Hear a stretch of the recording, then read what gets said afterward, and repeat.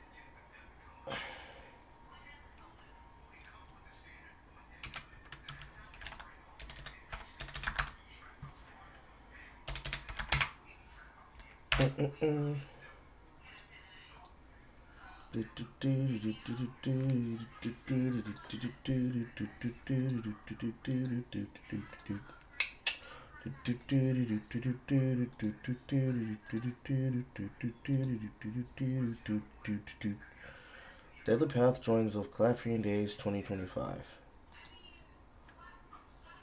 Join the Discord to share your radical strategies, blah blah blah. The Crafting Days 14th to 21st. Just a thing in the store. Smilegate Spring Store. Spring Sale. Yes, it is.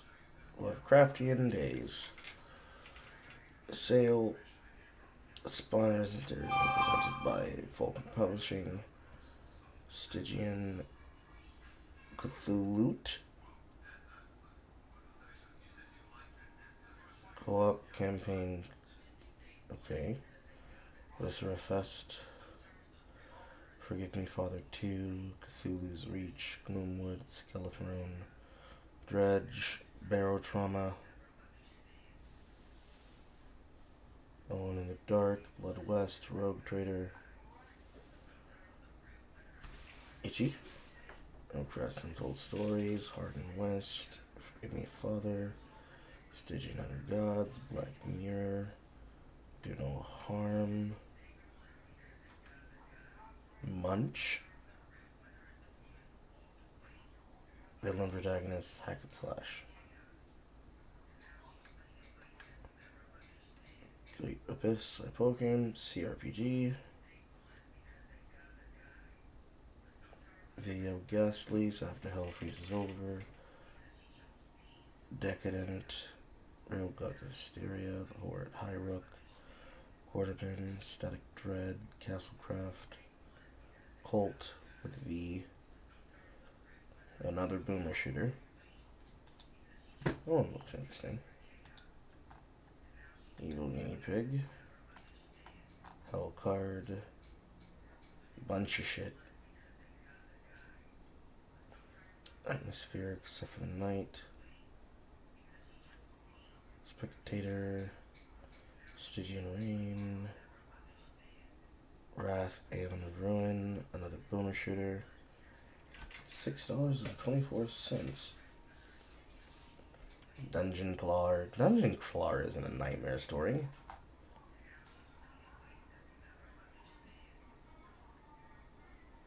Interesting. Horticular. Cozy Game. Hand of Doom. Action Adventure Exploration 3D. Saturnalia. That's a lot of games. And I don't have a lot of money. Oh well.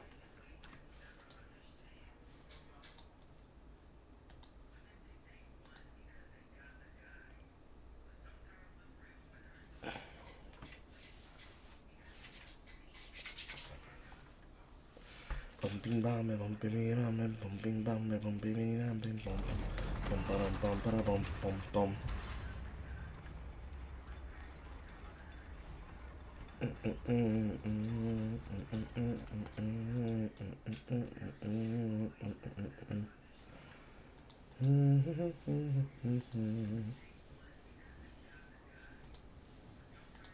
Wow, wow.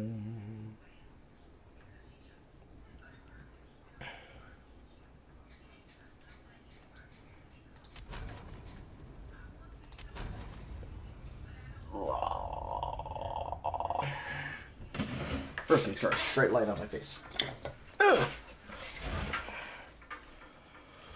Alright, I'm hopped up on coffee.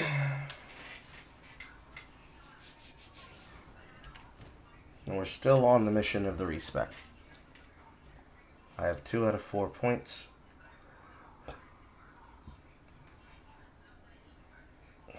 And this will attunement's probably next take.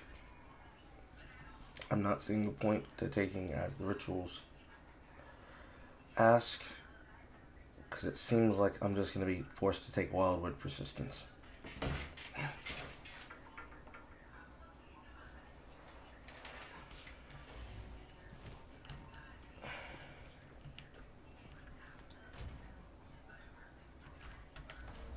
And as for that respec, we're now spec'd back into the line where we're taking attack damage, area effect, and melee projectile.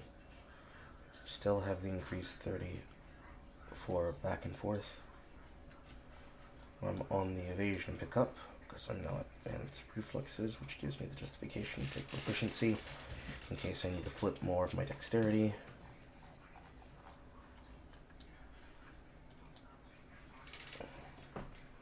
Picked up maiming strike.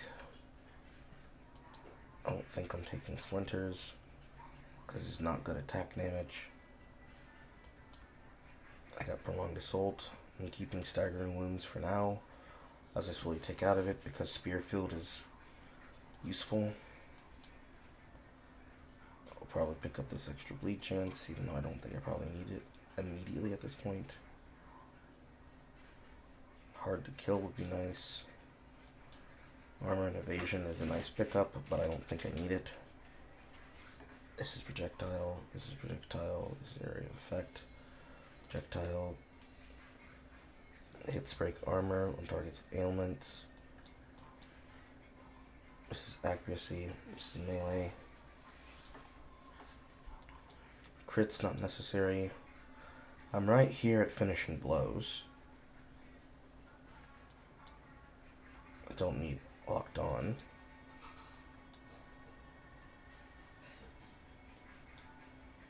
Doing this dexterity point here to take this block node.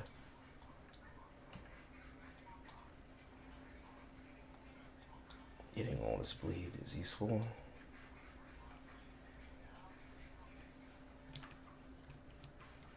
And I guess the mission now is better equipment. If I'm this pole, I'm hearing out everybody. I'm talking about everybody. Would you listen possible? I'm hearing out everybody. Yes, I'm hearing out everybody. Is it your goal?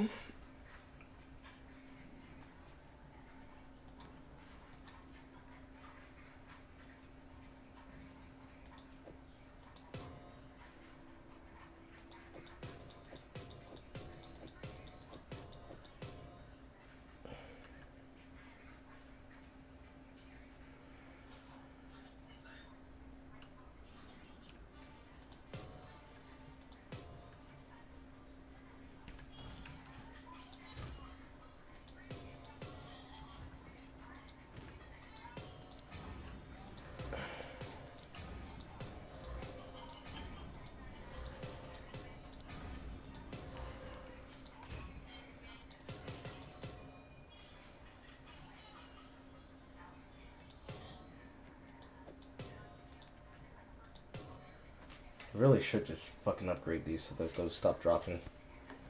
I should also stop picking them up, then I wouldn't have things to upgrade. I don't have a single thing to stick in that body piece, do I? No. Not until I get something for gloves.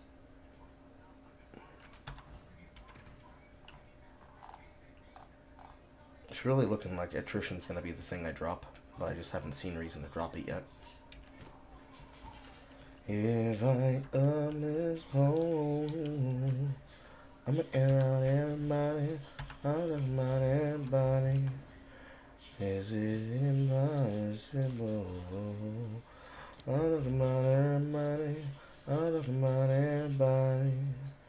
Is it your goal? Is it my goal? I'm talking about everybody. I'm talking about everybody. Say yes and say no. I really need somebody. Yeah, I really need some. I really think the local knowledge is just a straight ram. I guess it's expensive as fuck. Yeah, it is.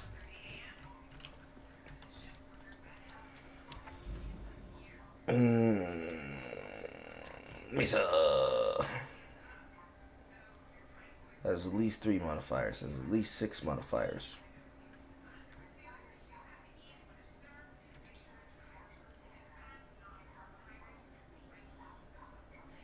Sure. I think 2 is enough. 2 is a base level that I can be able to handle, probably.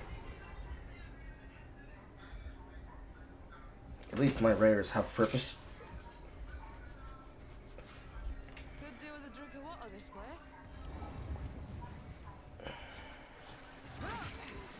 From the earth.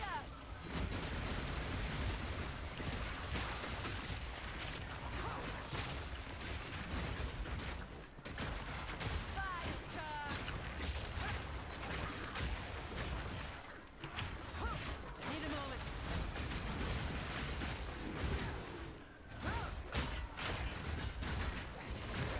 Clean kill. He's out of the door doing too much damage.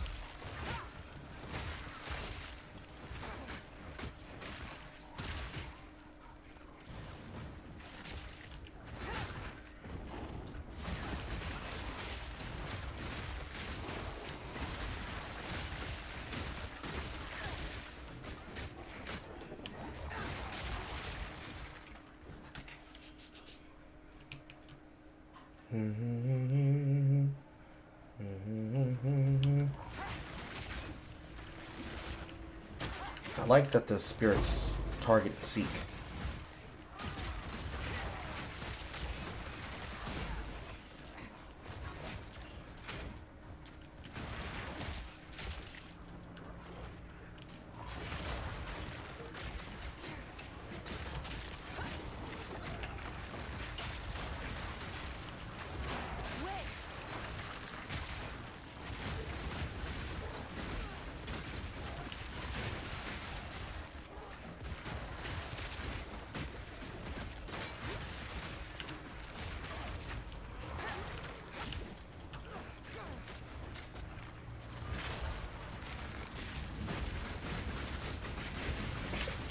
Bleed out.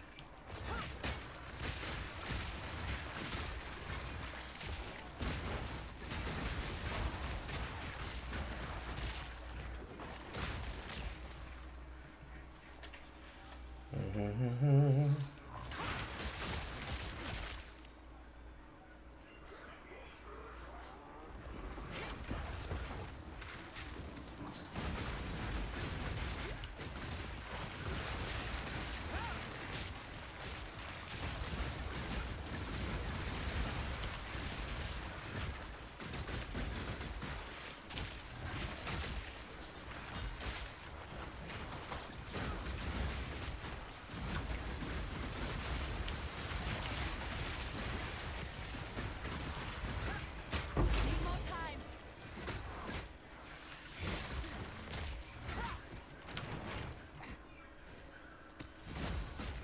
A clean kill.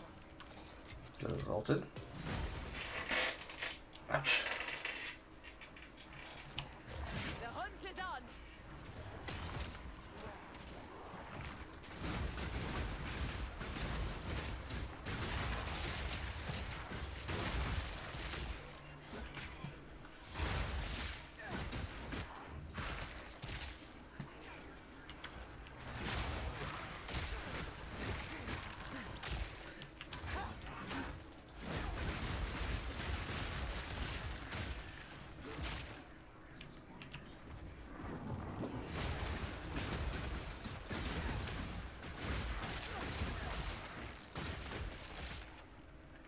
Beautiful.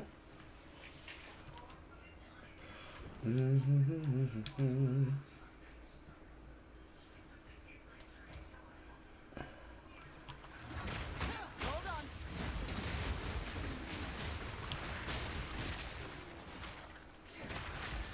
Soften the wound.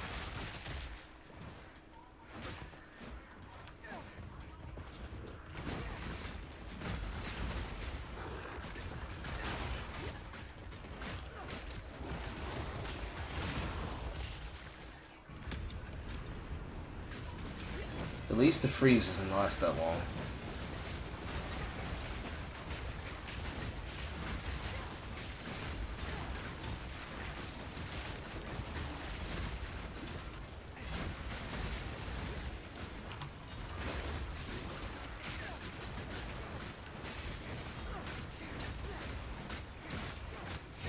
A worthy foe.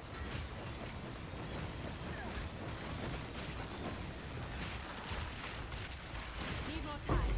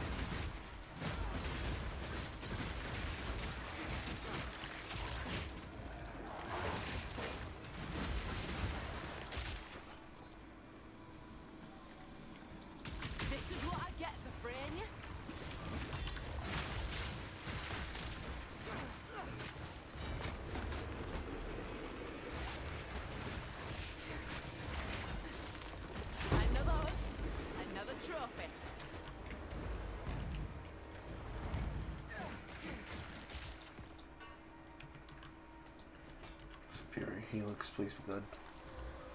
It is not. Very gay, very lame.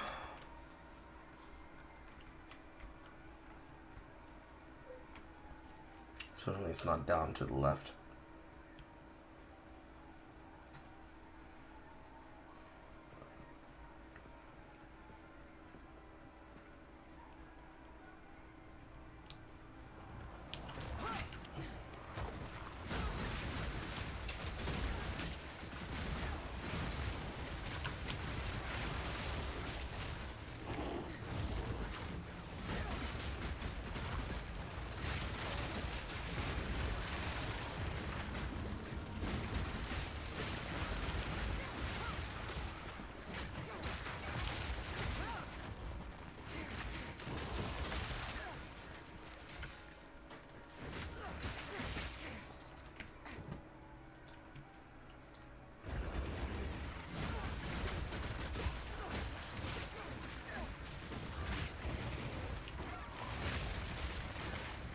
Bring it on. Ouch. So it's all the way up here?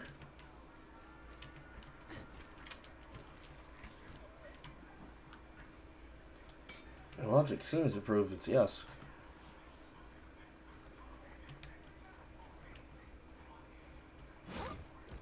Hold on.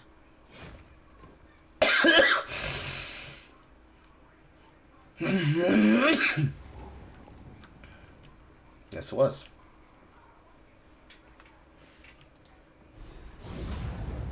No man, no beast. Stop me.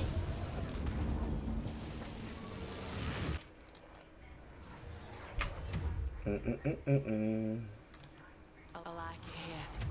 It's quiet like. And what the deer do doesn't look cute, eat my ass. That's what it does. While you were out, we discovered that to take this tablet, you should go.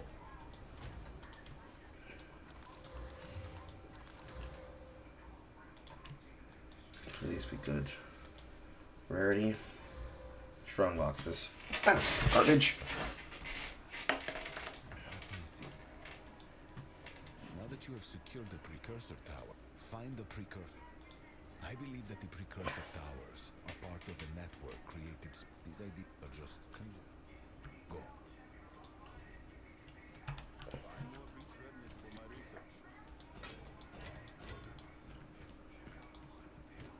So I guess what they decided to do with their characters, they decided to give them a specific thing to do in the end game. So he thinks on Breach and Thief thinks on that, and then when you come across Expedition, they're basically time traveling and doing a time heist.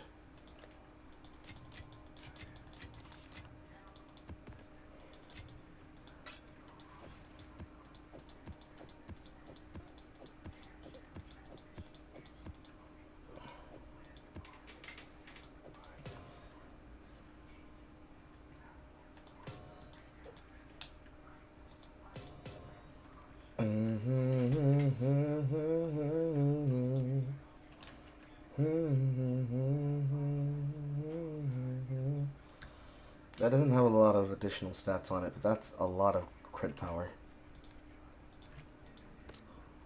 That may or may not ever get used.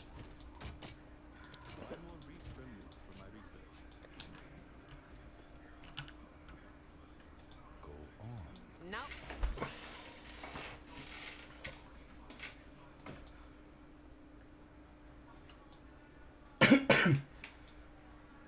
Reducing my life, increasing physical damage. I have no inherent life leaf yet.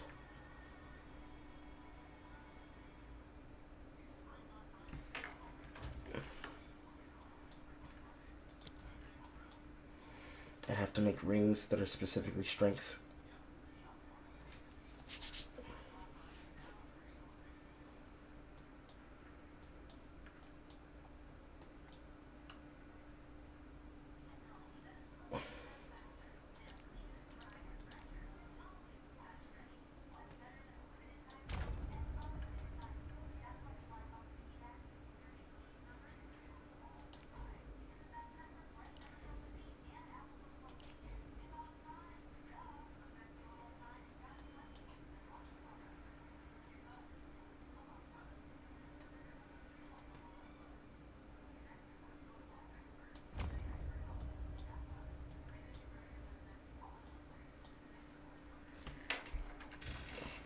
gonna take a lot of strength.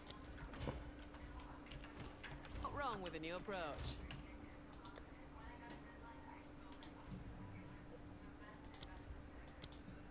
133 to be exact.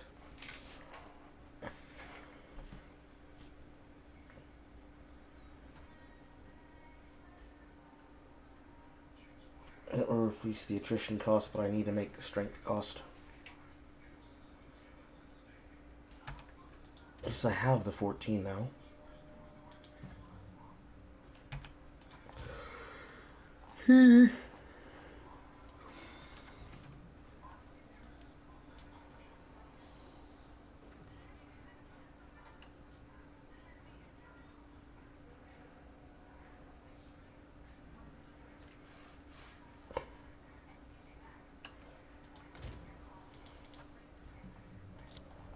There's nothing different I can do about Bloodhound's Merc. No.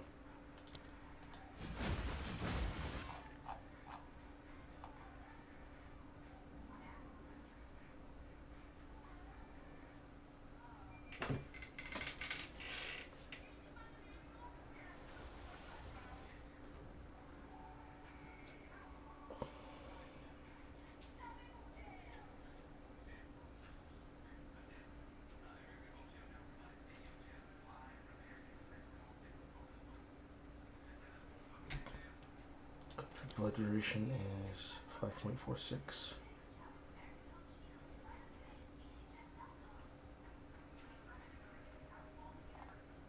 Nope, 7.39.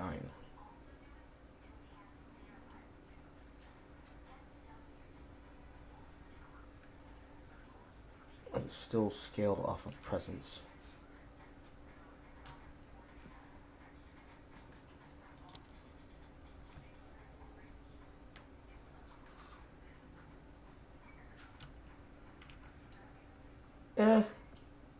I think that's large enough. Now, if only would apply that same effectiveness for range. Although, considering that that's the meter of 4, they can use this to kind of calculate how far out an enemy is for the calculation of long shot.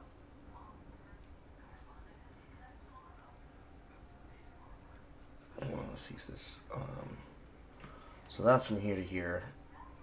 Then a little bit closed in. I guess 7 meters would be out to this waypoint. So this is fine.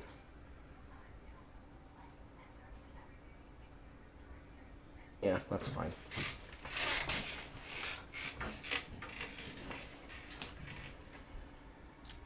I don't think barrage is very good.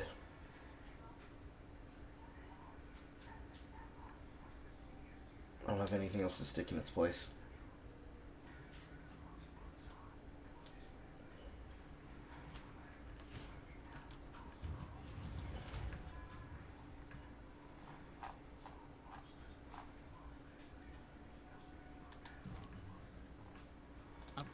Upon impact, Whirlwind Lance creates a whirlwind. Throwing another lance into a whirlwind... I don't care for that. Wind Serpent's Fury consumes all your frenzy charges to create great wind serpents. Repeatedly... I also don't care for that.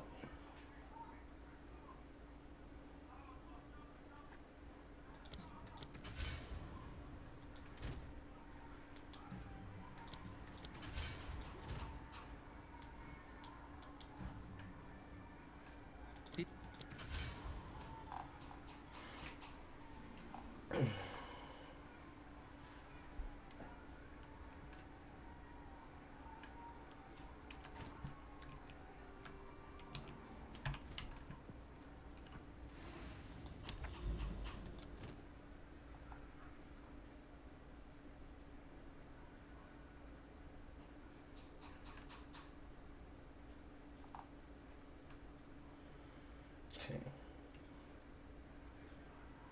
Let's go rituals. Because +1 is useless to me. And breaches.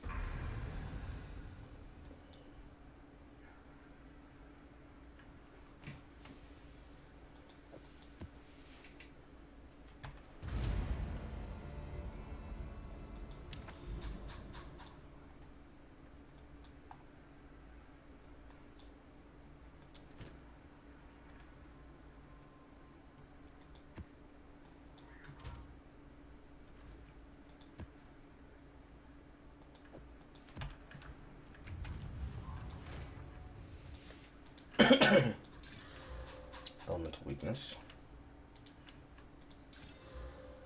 Increase chests.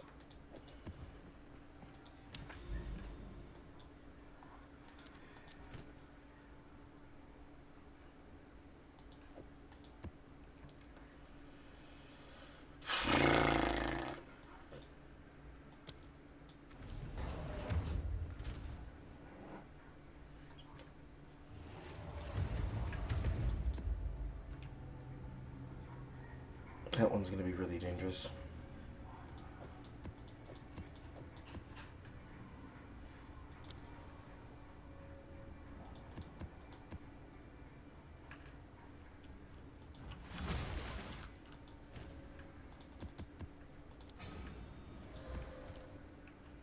The tower.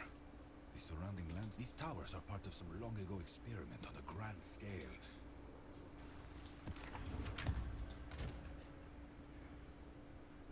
That's not great.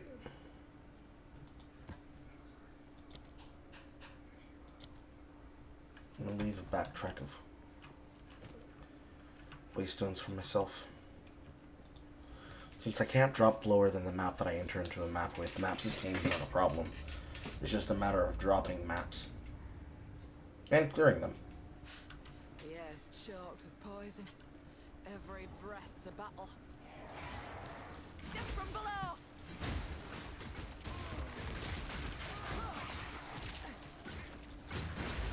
Don't stand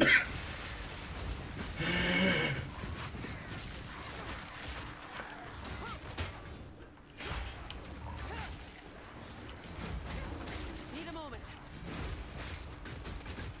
This 15's not that big a drop.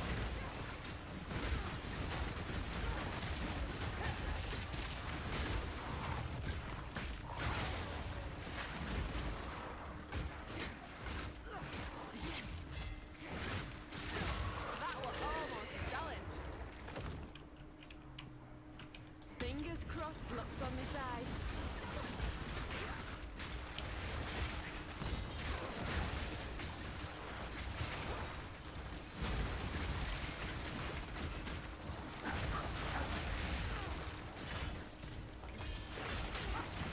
Wait!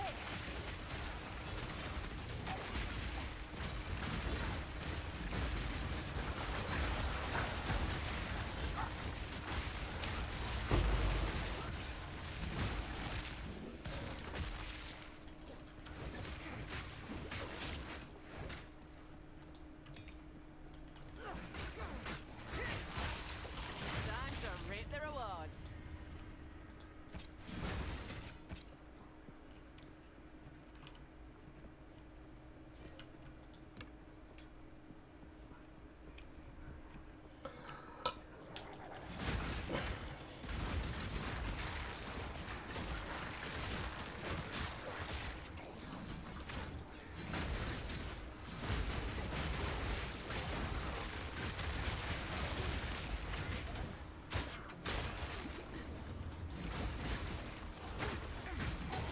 Get back!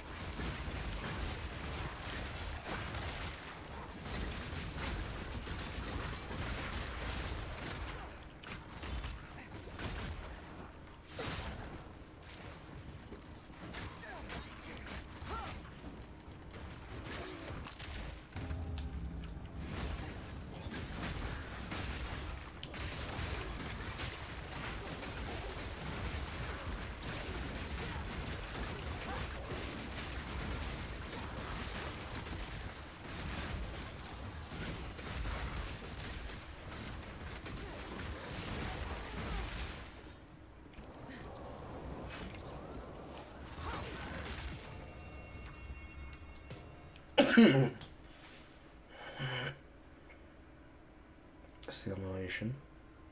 Alright. All is active in your inventory. Next order of alchemy results in max number of prefix modifiers. Let's go.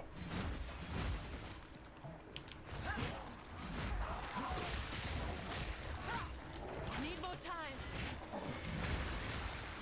The combination of ritual and whatever alchemy currency I can get off the ground, we can get somewhere with a fucking replacement in hand.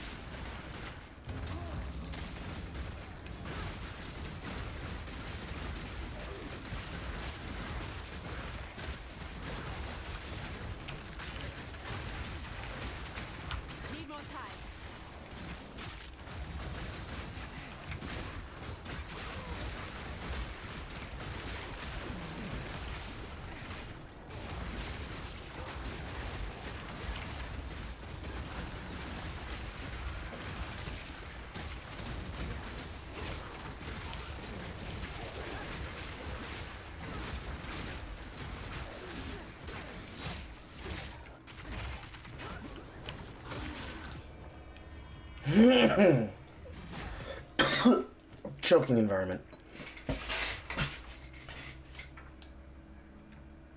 It's horrible. That could be something if the helm turns out okay.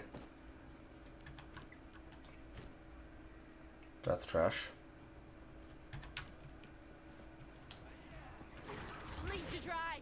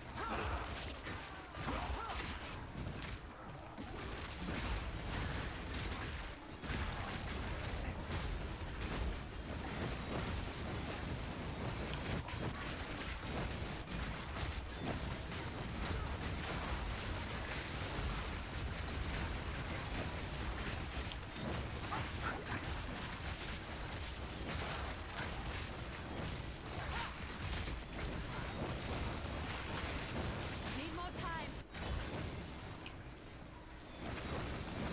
From the earth.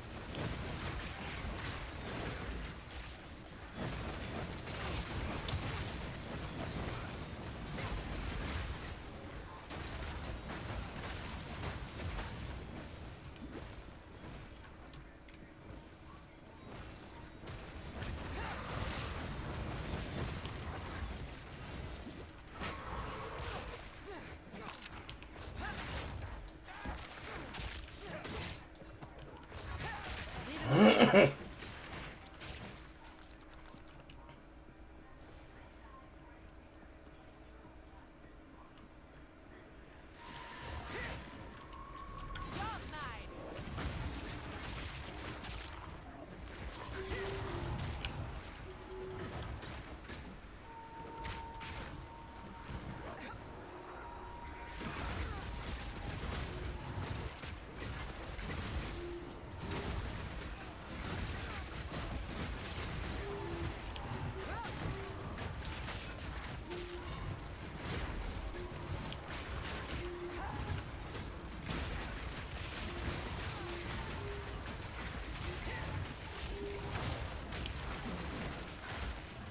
Hold on. A worthy goal. Beautiful. Cooldown reduction's nice.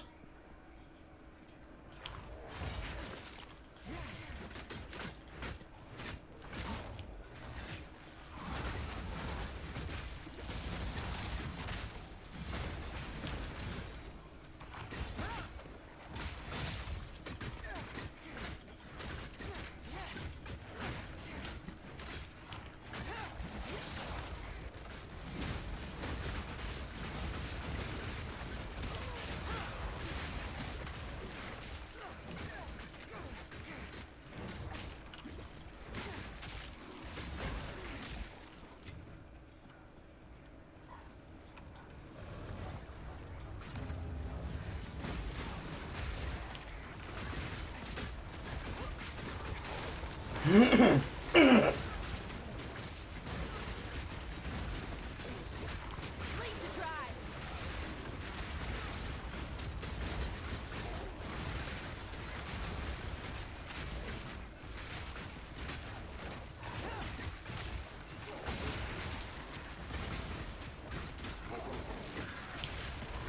Need more time.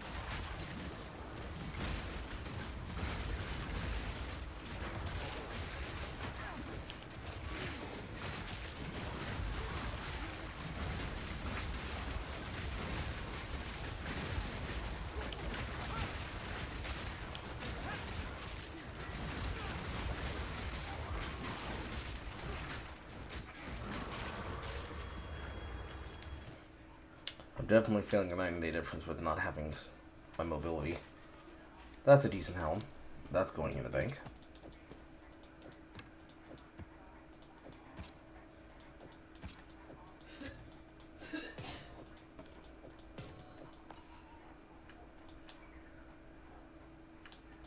guess when I can afford it, which I cannot.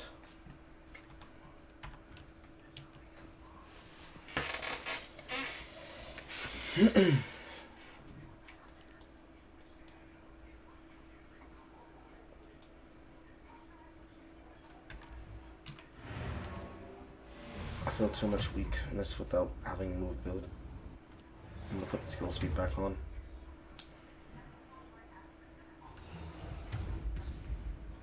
Speak. Go on.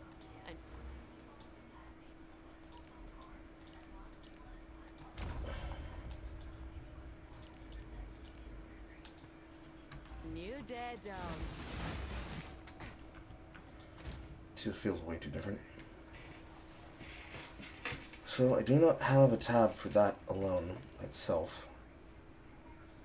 So I guess those go in the main tab.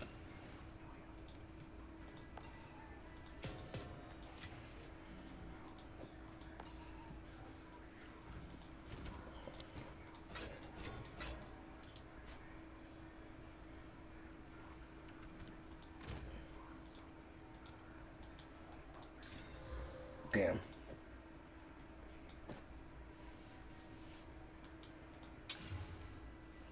Jesus fucking Christ. Into the project tab we go.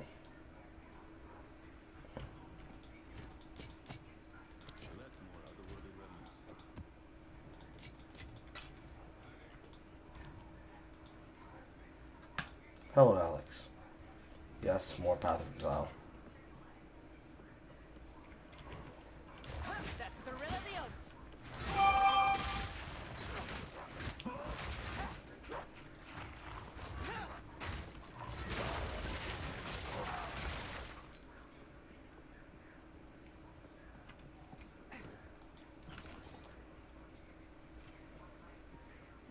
I think that's all the points that I can be able to spread around on the tree that I feel comfortable with spending and pushing.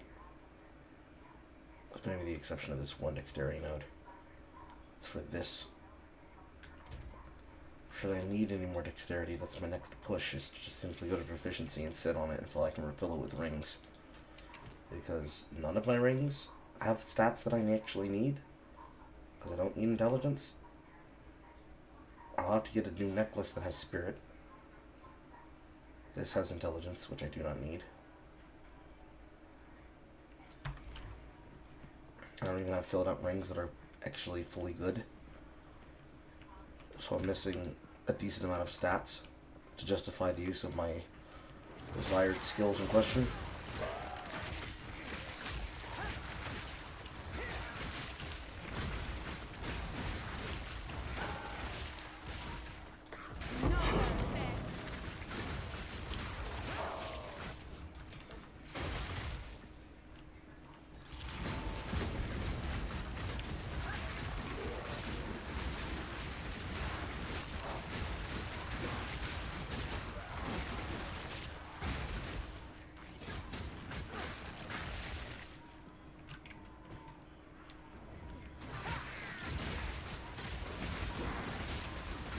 Clean kill.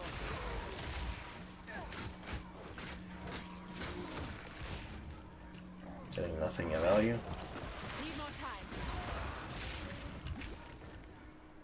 Enemy blowing up at me with poison.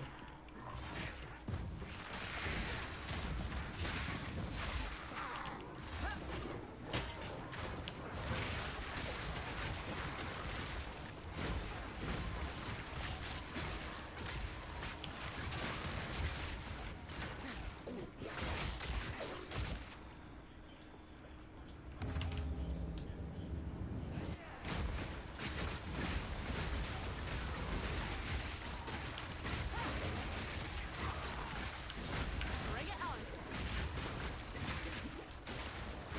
Here's where having that skill speed is important.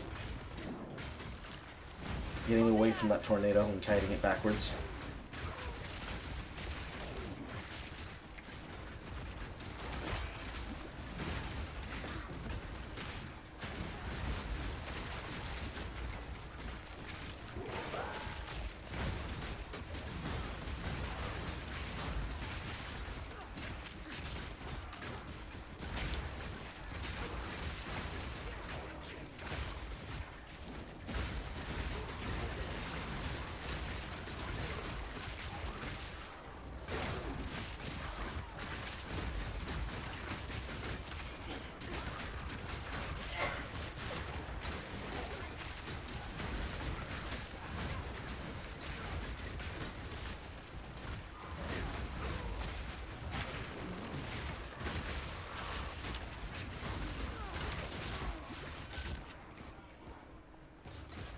Now I can buy the helm. And for fun, we will refer this to the next. Pick that up too.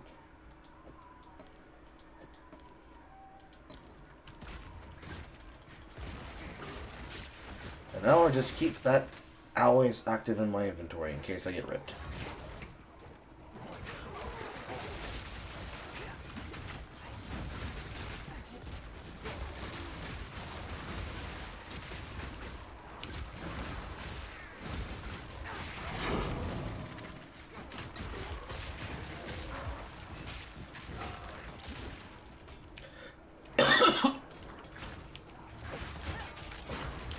This giant globs is my fucking health pool getting snatched away at points at a time.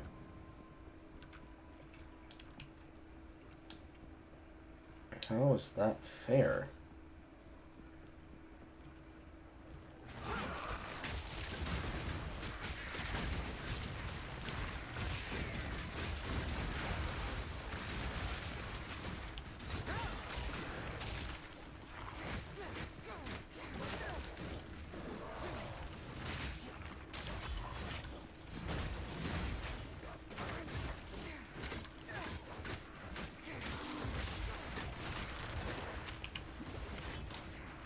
Hold still.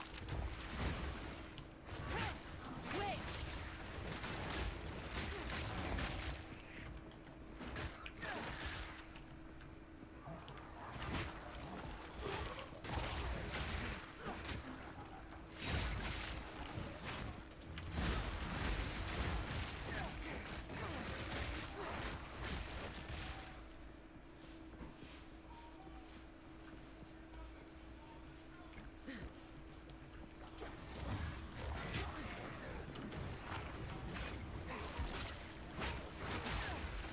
Hold on.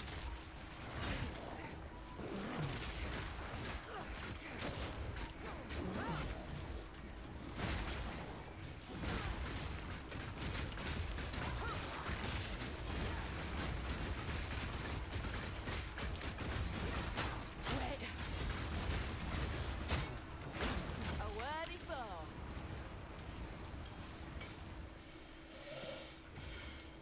And it's 10%. So one more stream before you're done with Alpha Cringe. Likely. If not one, two. Two if I decide to be easy on myself. One if I decide to be hard on myself. Take this.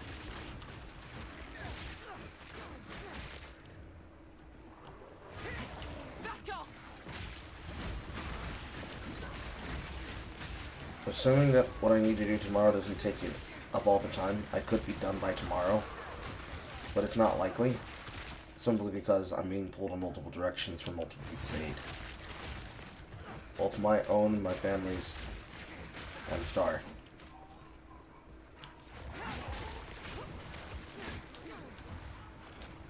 Need a moment.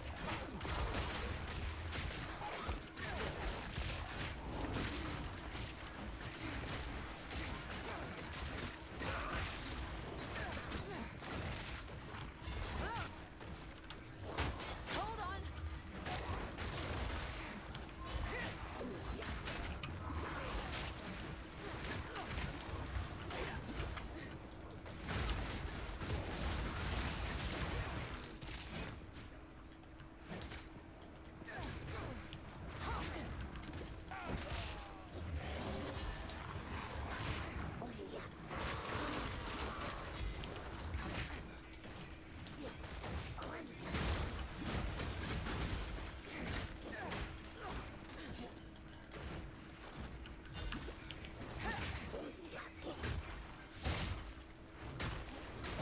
Clean kill. Ouch. Survival.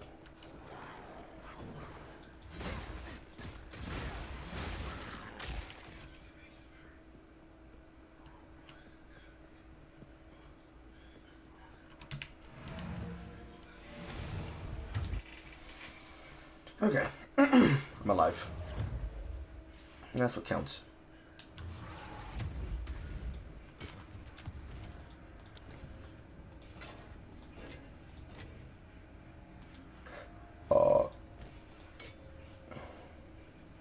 That's horrible.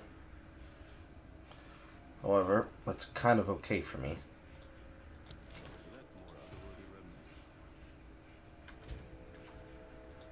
Or for the fact that it has no resistance on it.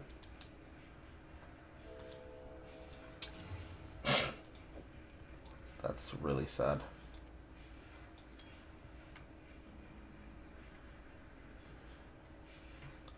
This is... Well, before I do that, let's do this the easy way. First, clear out my inventory. That's nice. That's a lot of death, but that's nice.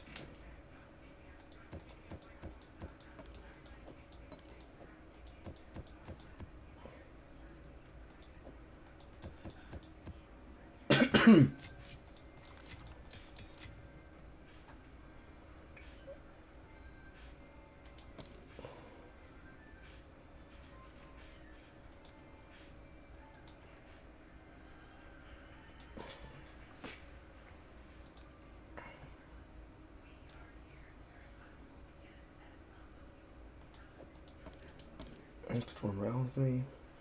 Max number prefix. Oh, that's a maximum number prefix, alright. And it's dog shit. Until next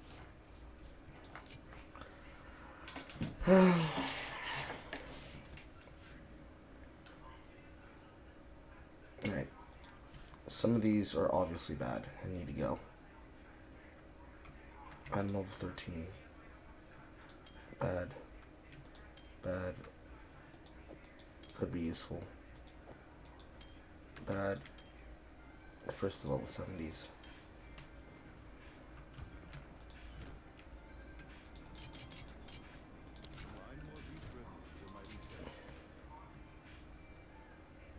Could be useful for a level. Could be useful for a lower level.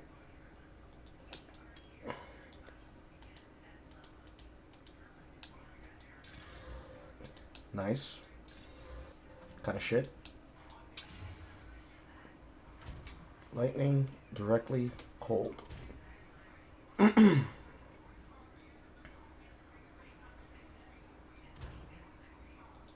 Fire directly, nothing.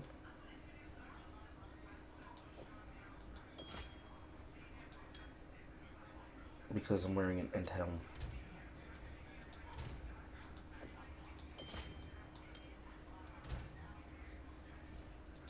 So I'm just trading.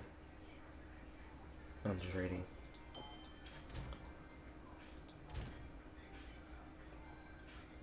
But the lightning is lower because on average it's worse.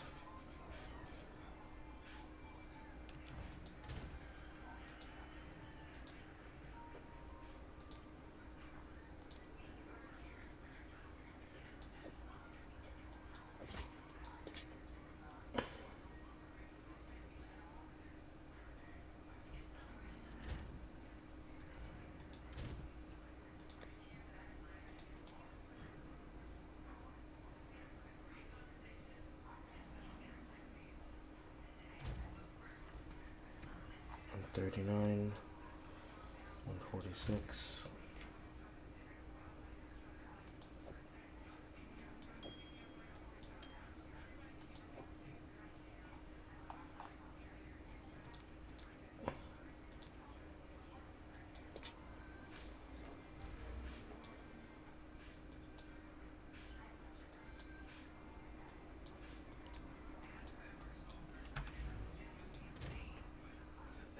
I'm gonna need 3 extra points from somewhere.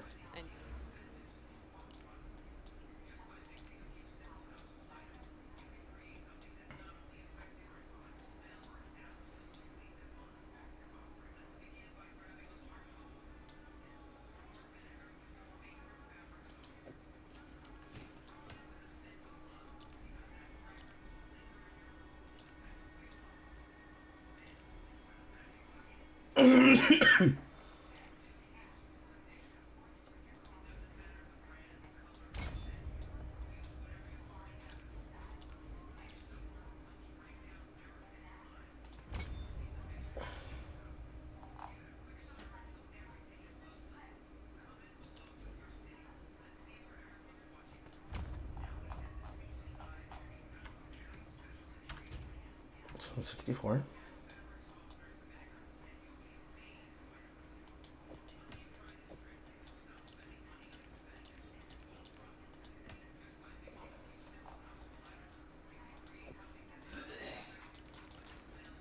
New daredrop.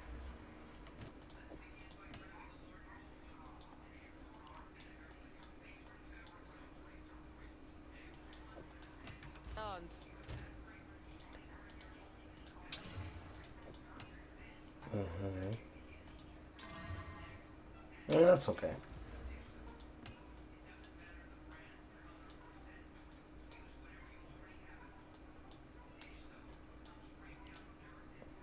So now instead of going here for this, as I'm getting a chance to block with damage from here, from every 1%, I have to go here.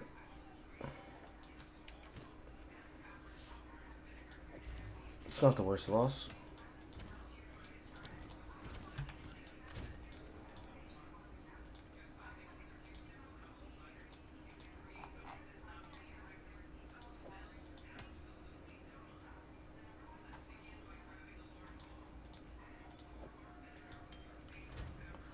So now this brings us to 50, 148, and 97.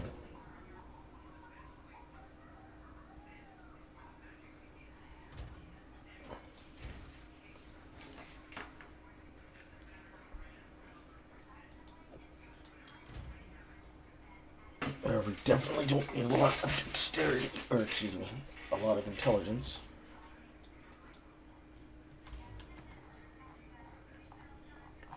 Because I don't use that many int jewels. Which means we start looking for a better ring.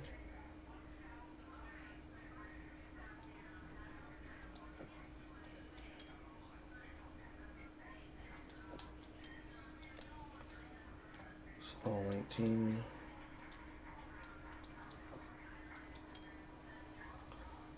This is a dual stat. That's a lot of life. Please hit. That's garbage. Dual stat across the board. Useless. Fire resistance, but I don't need accuracy rating. All res. Let's pray I hit something. Not useful.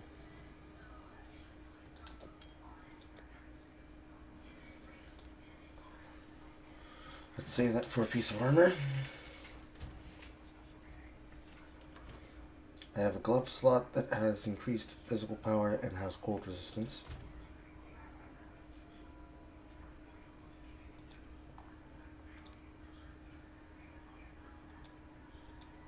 I don't have a glove downgrade. I have one with lightning and one with cold with attack speed. Fuck. Pray. Garbage. Garbage. Garbage.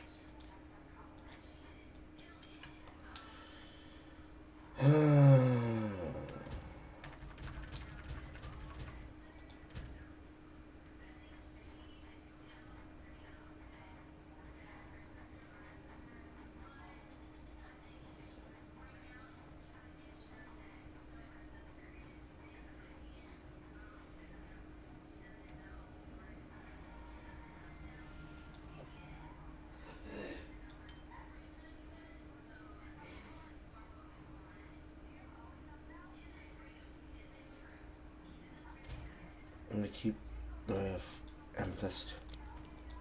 It's important to have chaos coverage. Guess I just have to wear it. Or my highest base cover. See, it's 55. Sock boots. And just put in a higher fire. If I have one.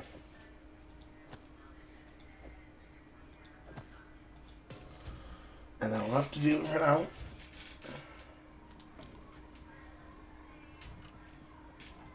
Beggars can't be choosers.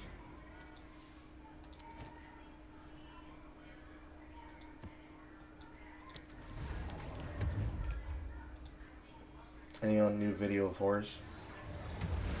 What do you mean by that?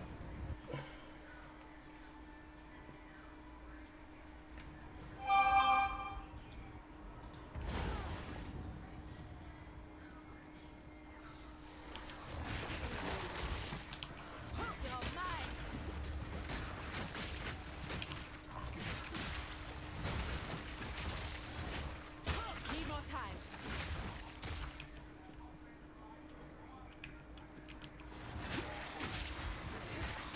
Bleed out.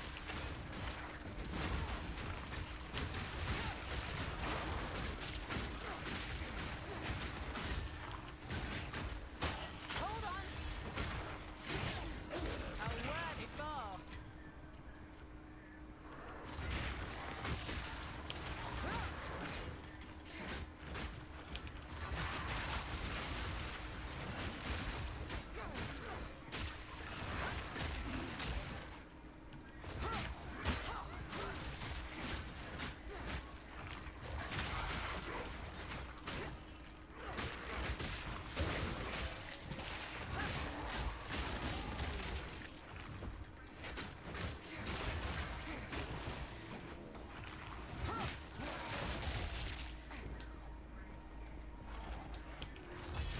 Hold on.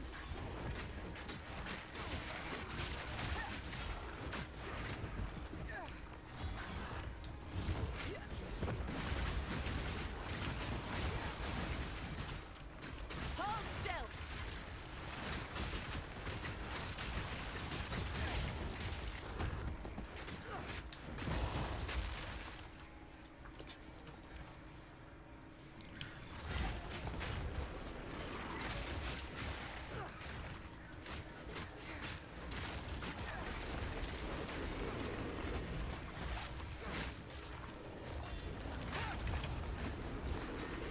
Jesus fucking Christ, that was almost my entire life full.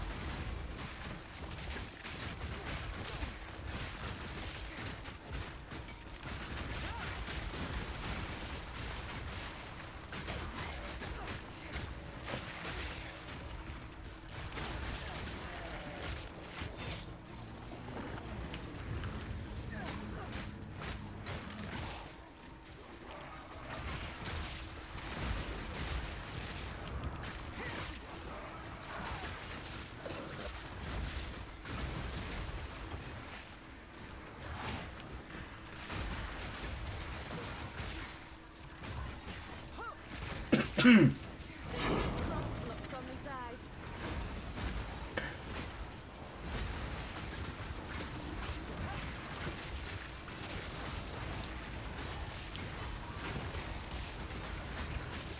And that was also all my life. That was almost a challenge.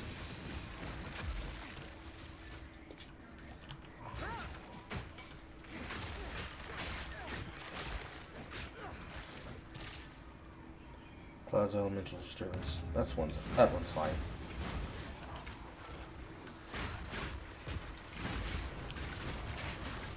From the earth.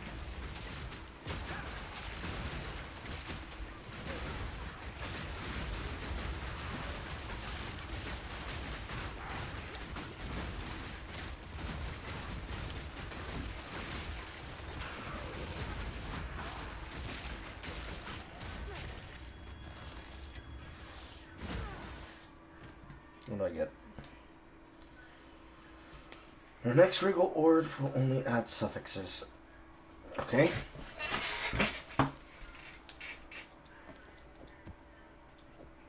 As long as we're just 100% guaranteeing the craft items, let's hope you give me craft items I can work with.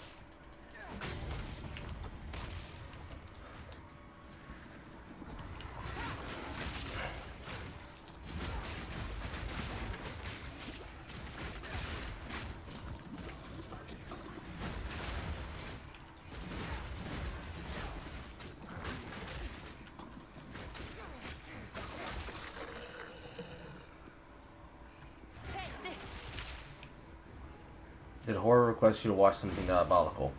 That's for versus chat. The diabolical thing that she's given me for us to watch is versus chat content. The last thing she and I watched together was Nocturne on Saturday, which is recorded, and if I'm gonna put it out, I'm gonna have to edit it. But there are multiple things in my editing suite that come first.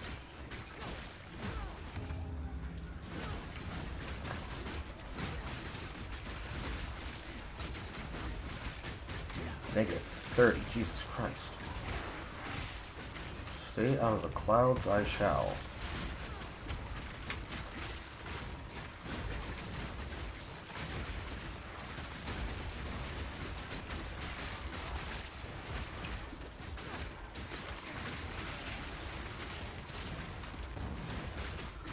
The poison elks are so damn dangerous.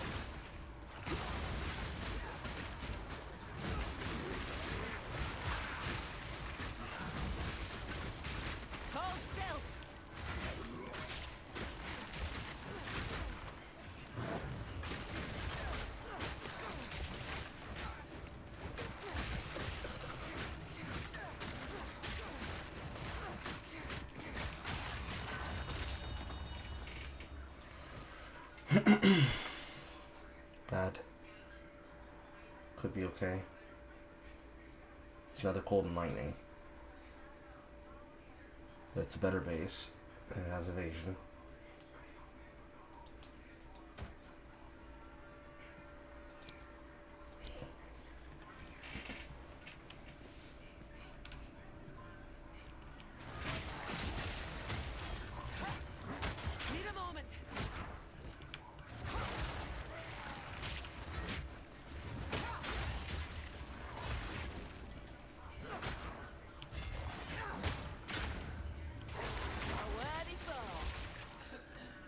I've enough in my pack already.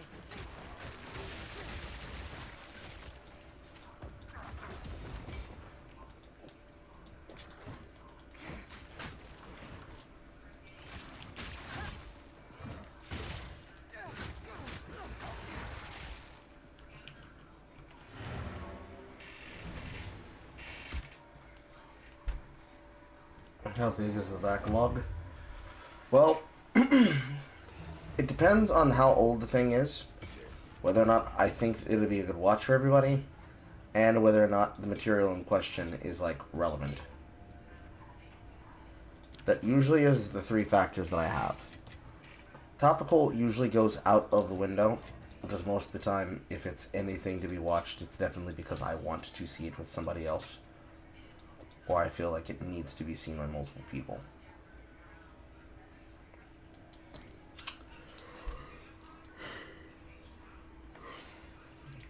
Fire, please. Dexterity.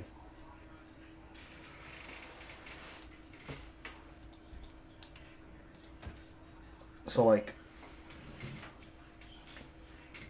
off the top of my head for a couple of the things, one is cringe, a second one is cringe, a third one is cringe, another one is informative, and another one is a good feeling situation. Three of which are submissions from horror. Most of them usually are submissions from horror, because most people do not put stuff forward to watch for versus chat. Not much anymore these days. Mainly because the ones that were putting up content were people who basically were looking to see me tear into a person who otherwise would not be in front of us if it wasn't for them doing something cringe. And cringe was a relative definition for them, which was basically person that could be mocked. Now, Clamor 2 is just an all-around, we are not going to defend pedophiles type shit. And I'm not accounting for content already provided before with people like Brian Mull, Fox. The question of whether or not it's interesting content to watch really just comes down to, have people heard what he has to say, and is this a new take that we haven't seen before?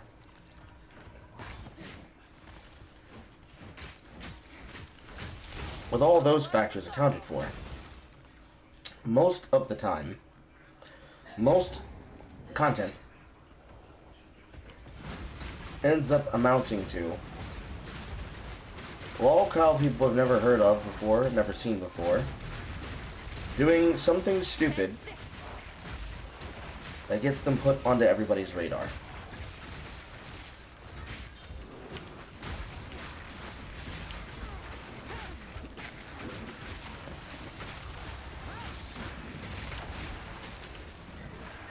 Unfortunate. I don't have enough damage.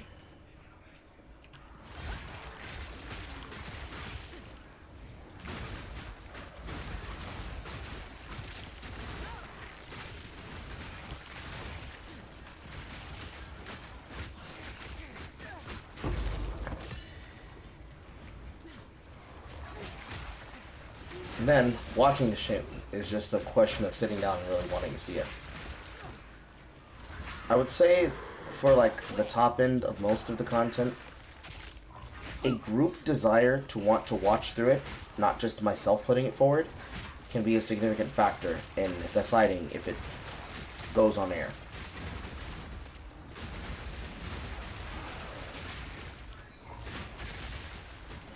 Usually community happenstance tends to take priority. So if something involving someone like a content creator, like the return of iDubbbz to Content Cop, post Trolls Remorse, it'd be interesting for a watch, just like his podcast, She Ruined My Career, was worthy for a watch. If more people want to see it more than just myself, that is a factor that will dominate it going up sooner. Otherwise, I'll usually bring up stuff that's like, nobody else has ever done this. Or something everybody's doing, but I get to do it my way. It really depends, Alex.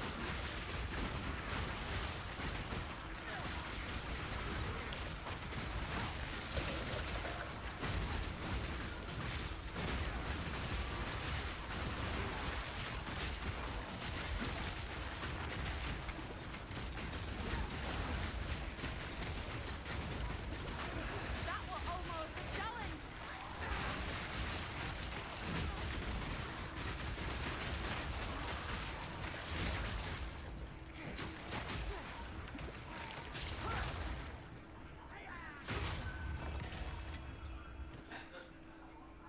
I'm gonna take the Exalted. Is that a Chaos? No, it's real. The above one is a Chaos, which I don't have the money to defer. Hello, Marcus.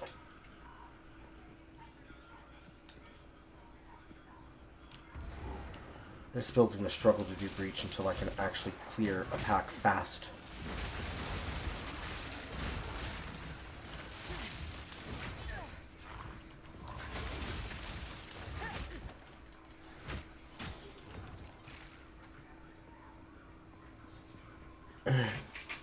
Really comes a question of how fast can I get the bushwhack.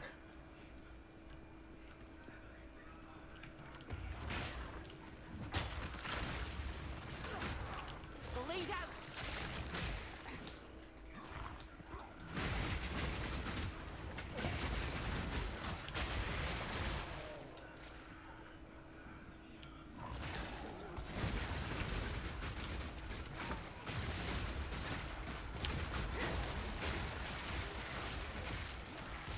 Nice prison. Hopefully that's a ring. And it doesn't end up being a disappointment experiment. That's a wonderful way to get KO'd, Carl.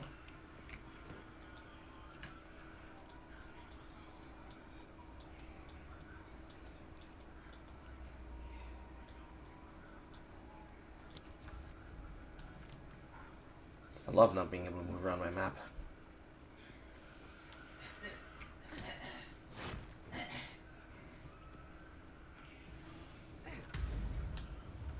Hey, that's why we like having that particular omen.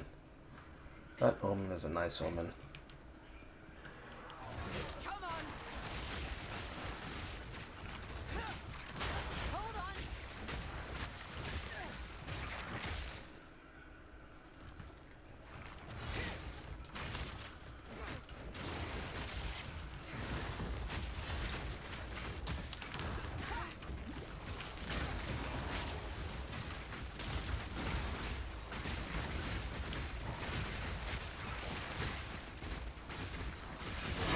Clean kill!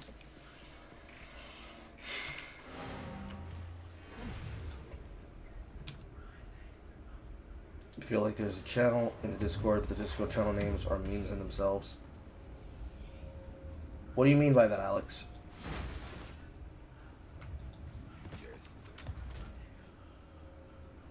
You wouldn't be wrong. Some of them are memes. That's a really strong crossbow. But what do you mean by there's a channel in the Discord, but the channel Discord names are memes themselves? Are you looking for the meme Discord channel? Because it's called Memery. There's two of them. There's one for the people who haven't gotten into the Afro Parlor, and there's one for the people who have gotten past the Afro Parlor.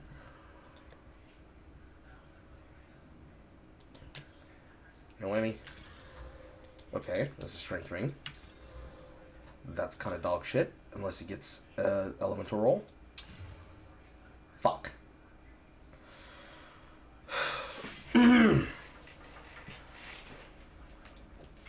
That can turn into something. Please. Okay. That's usable. That's kind of shit. It'd be great if I was a fucking slave and I played lightning, but I don't play lightning.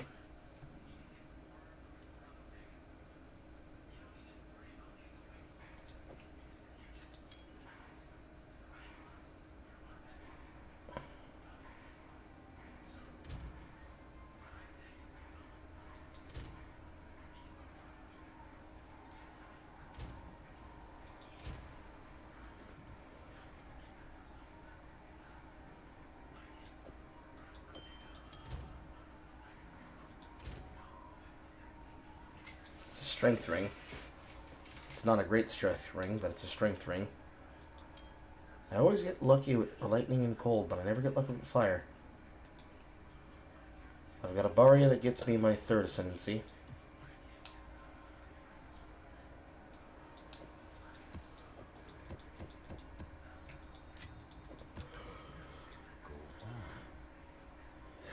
That's a strong shield.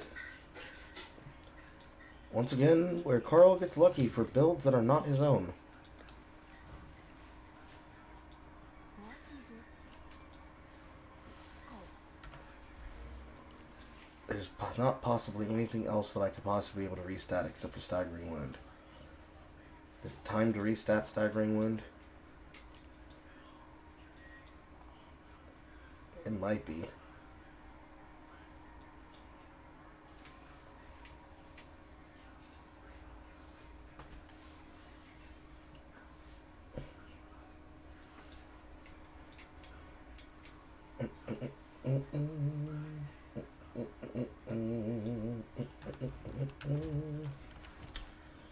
What's the next step?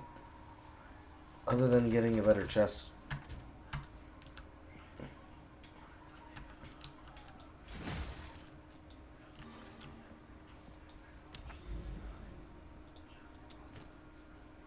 It's honestly just getting a chest. I need a better chest.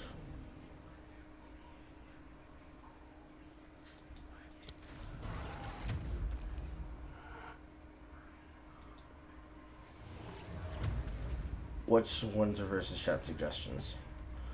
1 second. You're bringing up a relevant concern, so I thank you for asking. So, there's a channel called Current Event Stations. There is a forum post section called Printing Press Express. There is then Gaming, Entertainment and TV, and Body Politic. Everything inside of the Current Event Station can potentially be a versus chat. Put them in the section that is most applicable to them.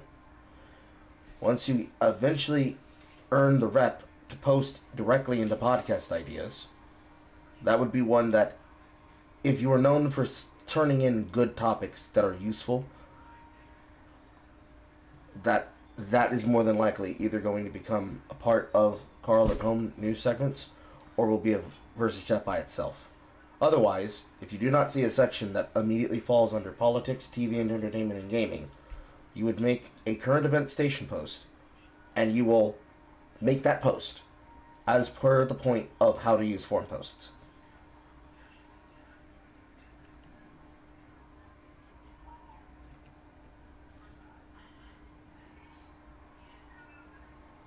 Because inside the Alpha Parlay, that's just everybody talking about general topics.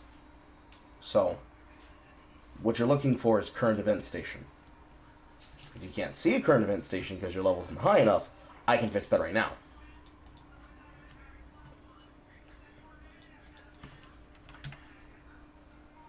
But you are at blue level. You are one of the boys, so you should be able to see current event station.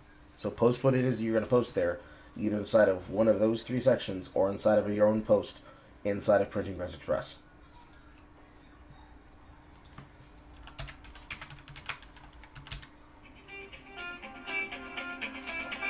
That's probably start. Yes, baby.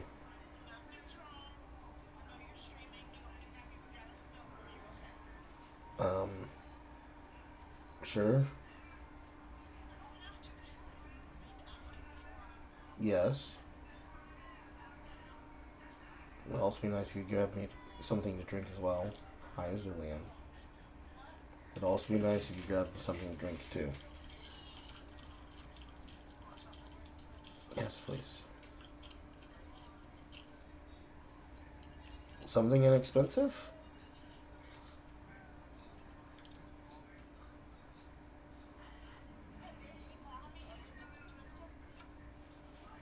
Soda? Juice? Love you too.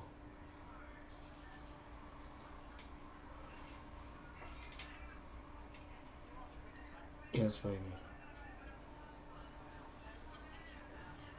Okay.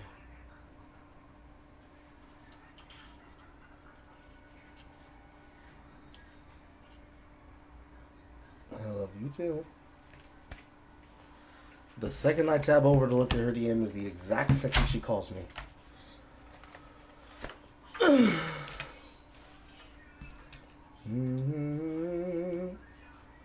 When do I get the chance and have material? I mean, you can post into Printing Press Express right now. Ow! As for podcast ideas, that's for when arbitrarily between myself, Horror, and the other moderators, we dictate the person has earned it. So far, if I had to step outside of myself to judge where you are inside this audience, you've been active, you've been communicative, and you've been a frequent member of the chat room. You've also put forth money towards being able to earn the right to be considered a United Negro Carl founder, a UNCIF member. UNC. Yes, a UNCF member. I originally made the acronym based on UNICEF, but you have done several things. So realistically, the arbitrary number here is basically a month, because I think you came within the last 2 weeks, if my mind serves correctly. So, like, ask me again in 9 days when Expedition 33 drops. More than likely by then I will have played at least 2 of the Ratchet and Clank games. And then at that point there will literally be no reason for me to deny you the right to have the ability to post directly into podcast ideas. Carl has spoken. I knocked my camera askew. And now I knocked my camera down!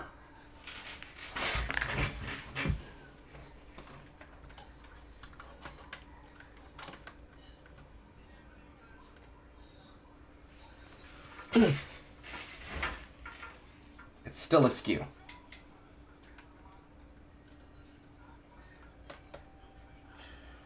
Yeah, you'll do things based on people being involved rather than an arbitrary bot or an automatic bot update, because in the past, the problem that we've had is that there will be people that will then insist that time spent inside the community insists rights and privileges when you have to earn rights and privileges.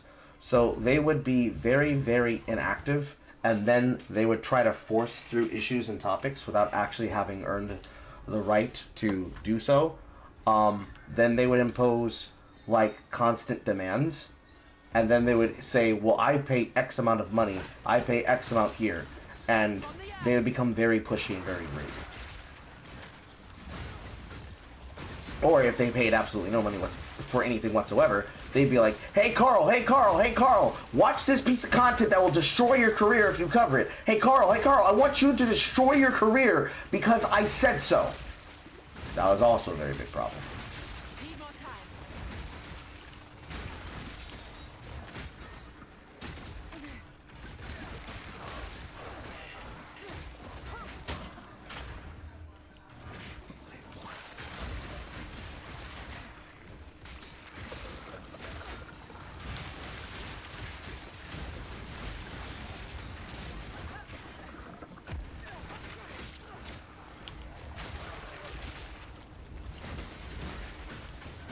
Now, I'm not saying these are things that you have done or are doing, Alex. I'm just explaining the reason why it is the way it is.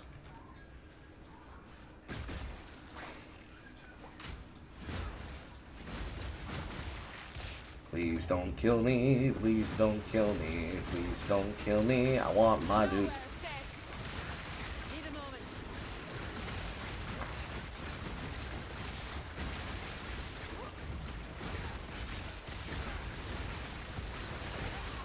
Like, one of the things people don't really, I don't know, what's a good word to use? Respect? Appreciate?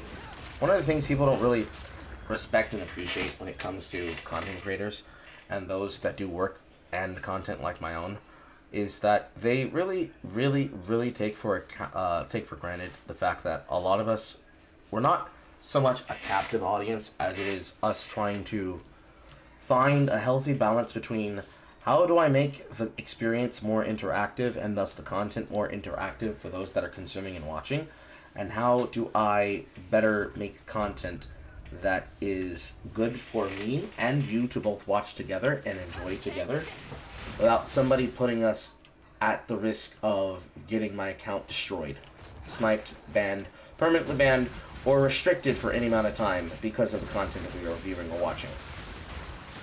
Now, a lot of the times, especially in the past, like for basic shit, like the inauguration or stuff like that, we've gotten warnings here and there. Not accounting for in the past, while as a member of Digital Blackface, somebody who tried to sabotage the show, actively trying to sabotage my channel, and me getting a strike on my account for years being held against me to put me in a half-bad standing. It's been a on and off again process of just figuring out what is a fair line. Where before? It used to be that I would only do things based on direct submission request to my subscribe star or a direct submission line from Kofi. But I have become more ameliorative to simply allowing and creating better content because I cannot let stupid people ruin the fun of others and myself when everyone else is following the rules and one particular person is not. But at the same time, there are still processes that go to it. As long as people follow the process and trust the system, I don't really have a big issue or deal doing a particular thing or setting stuff up. Because I can't say no to every single fair idea or question. So you asking how to do that and where to do it is important. Because I can't bite people's heads off because they went through the proper channels. It's just been a problem in the past that there have been people who have decided to take my trust and patience for granted and thought that they could do whatever they wanted to just as long as they gave me cash. And slowly rooting or immediately rooting multiple kinds of people like that out of my audience has been a ongoing experience, to say the least.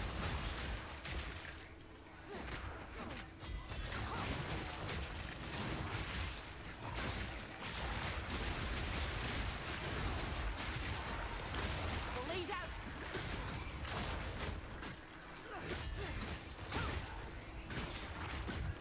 Ow, shit. That was strong as hell.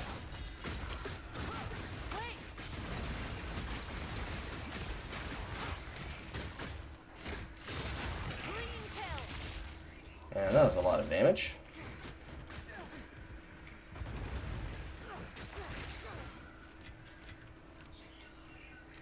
Let's hope that Bloodstone is good.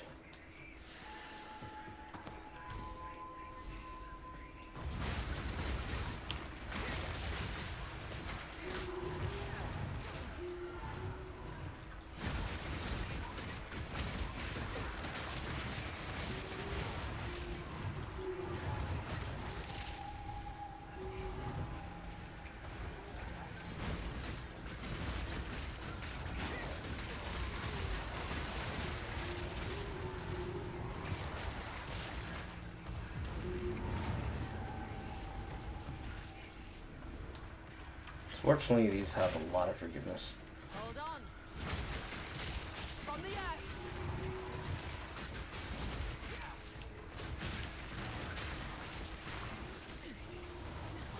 The odds is on.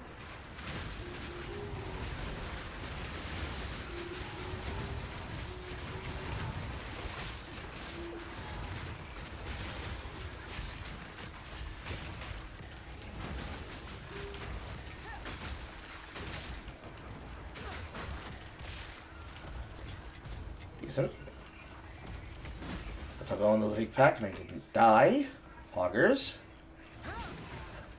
Certainly it's because my build is good, not because I was lucky and had an idol. Cope, cope, cope, cope, cope, cope, cope.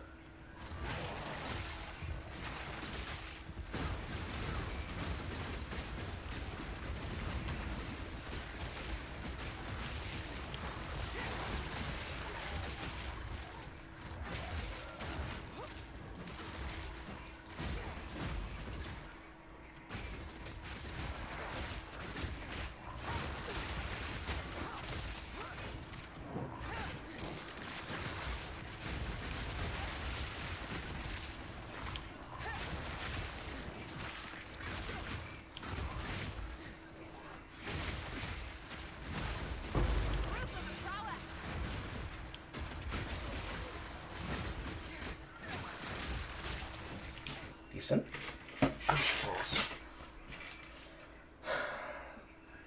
Just work through the...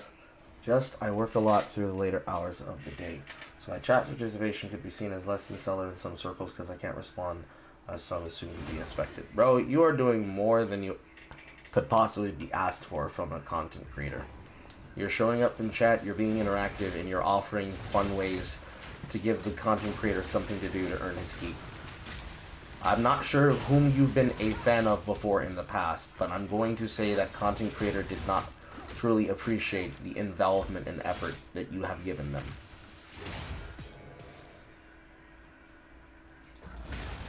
That's my opinion. Need more time.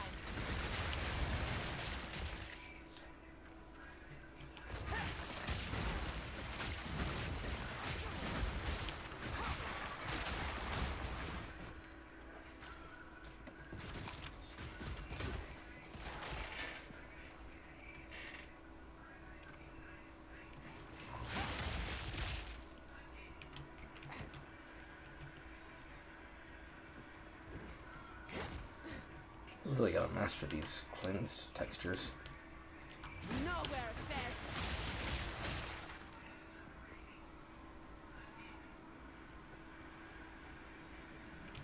Then we found one of the ritual circles. And then immediately get poisoned to my face. And again.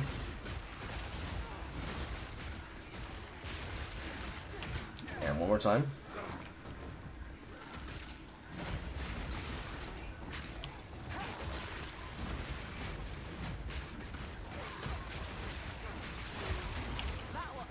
Lord have mercy, that enemy is too strong. Please rework that enemy. No rest for the wicked, eh?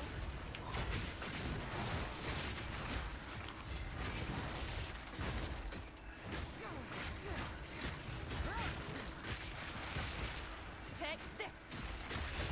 Another hunt, another trophy. This is a really bad corner.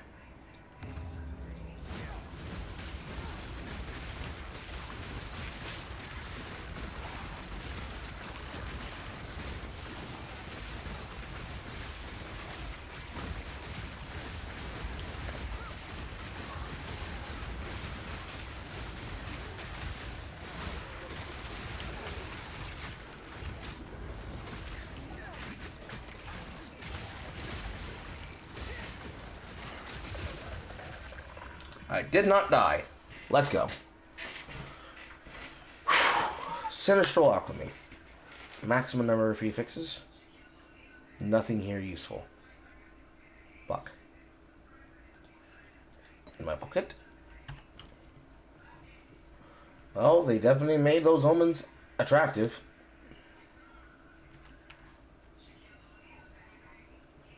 As long as I'm not dying, I'm happy. But now, unless I start taking some shitter nodes, like these, I'm not progressing anymore in power. I've taken literally everything I can take.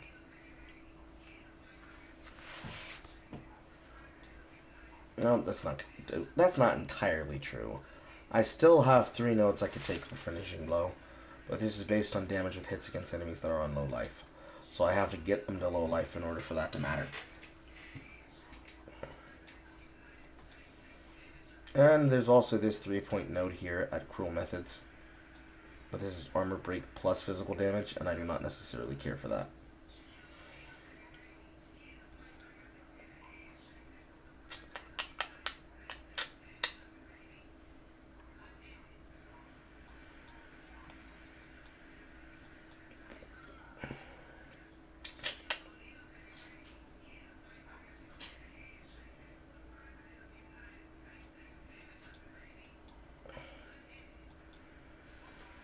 I've got Goring down here, but I'm not really keen to take negative life until I have my shit concerned. Although that's probably my next push. Because I can't backtrack and go here. And I could take Polymathy and go down here and fix my stats as well, but that doesn't help either. And taking 2% of 5 of my lowest stat means my intelligence is just dog shit.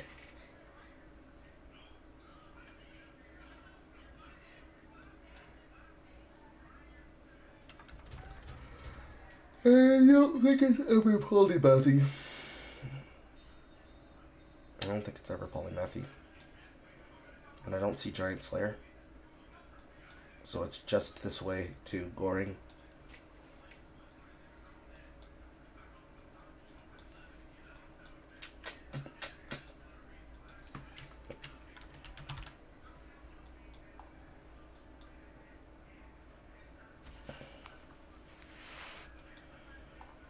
Incision doesn't help.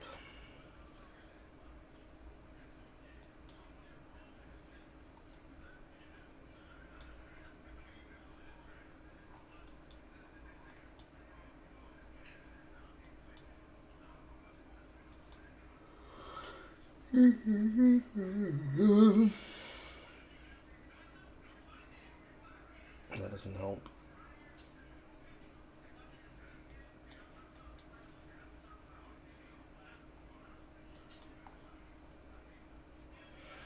That doesn't help.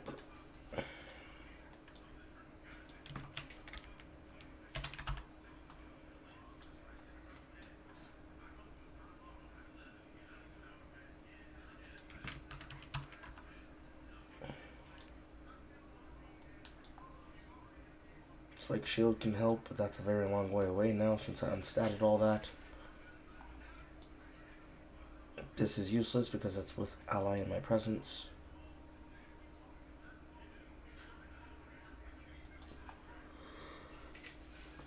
Damage.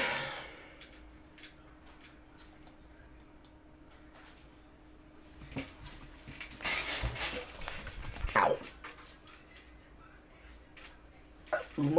wrong, accidentally fuck up my thumb.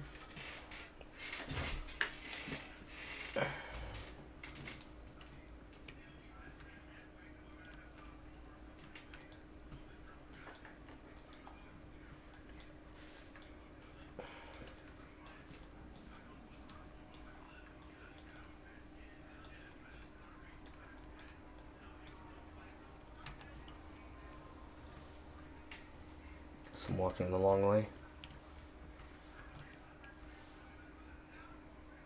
Did I ever play Abiotic Factor? I don't think I did. Or rather, what's your opinion on survival games as a whole?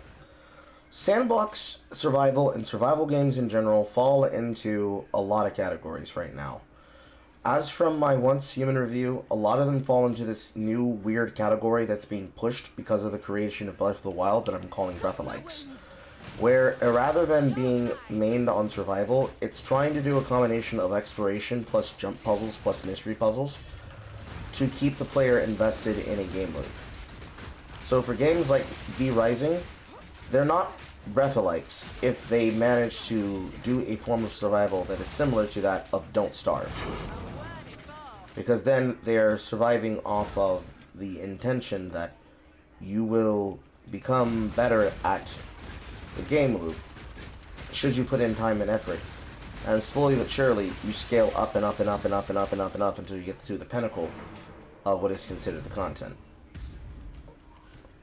I have not found the portal.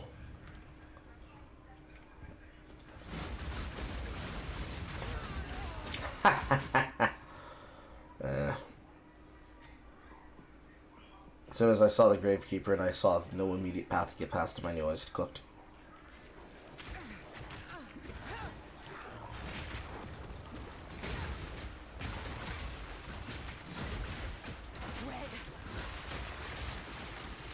So for the most part, when you literally look at them for what they are, when you get down to brass tacks, they can be exciting and entertaining. It's just a question of whether or not they're fun by yourself or they're fun with friends.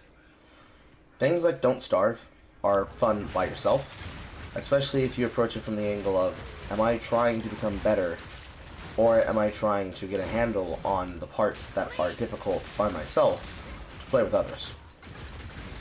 DST enters into a different capacity entirely, because at that point, it's not just that you're playing a multiplayer variant of Don't Starve. You're playing a game that has now been developed for over 10 plus years that has now involved the inclusion of checkpoints and the inclusion of skill trees.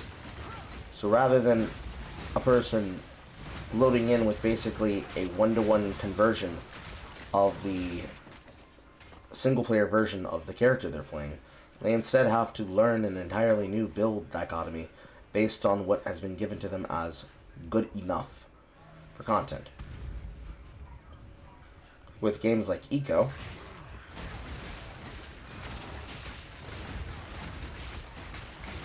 as I recently found about and discovered from a mutual in another server, those types of survival games are basically learning how to actually understand the economy with extra steps, to the point that they approach the point of Autism Simulator.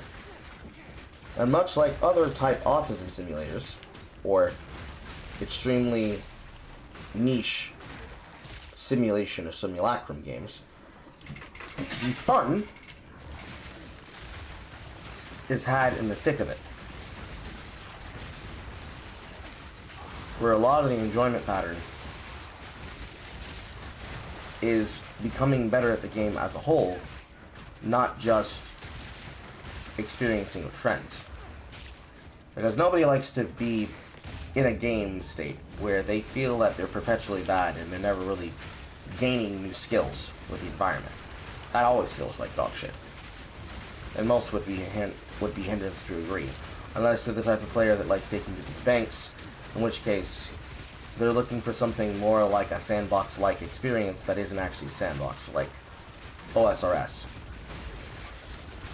RuneScape 3 could also be an argument, but I think OSRS really gets towards that, but it's really not necessarily sandbox, as much as it is an amusement theme park with multiple pieces of content that keep you in a loop and excited for next content.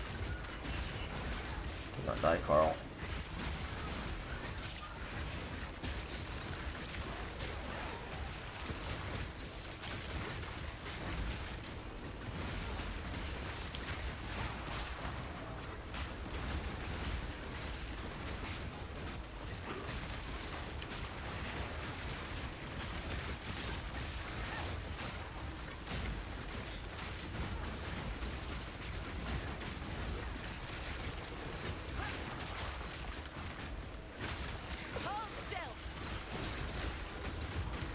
Aha, I saw you.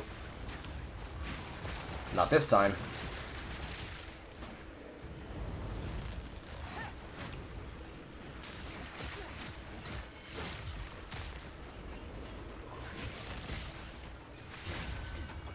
I lived! Now, games like Pocket Pair and Once Human, they are Breath-alikes, but one clearly has a focus on single-player exploration and expansion, whereas the other one was designed to basically be Don't Starve Together with an always-online server that doesn't actually require that much hyper-management. Ultimately, at the end of the day, it falls flat of these achievements because a lot of the content, it is not interesting to play for various periods of time without the involvement of other people. But the potential is there. It's just a question of those ones being fun with friends. Because you cannot control the attitude of the people you will come across inside of multiplayer. Because then it comes with the drama of politics. The same kind of interpersonal drama you could have amongst content creators playing a video game.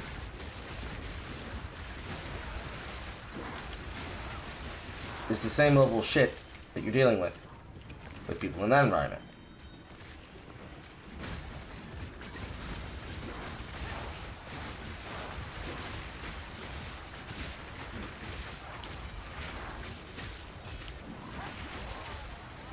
And unfortunately,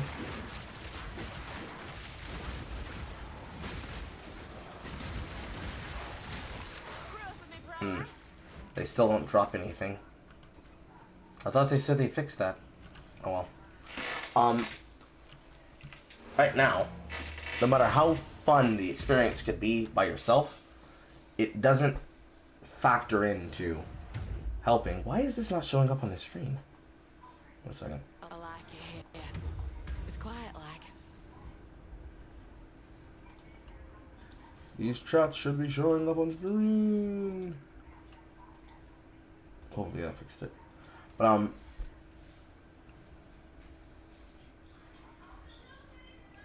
where was I? Yes.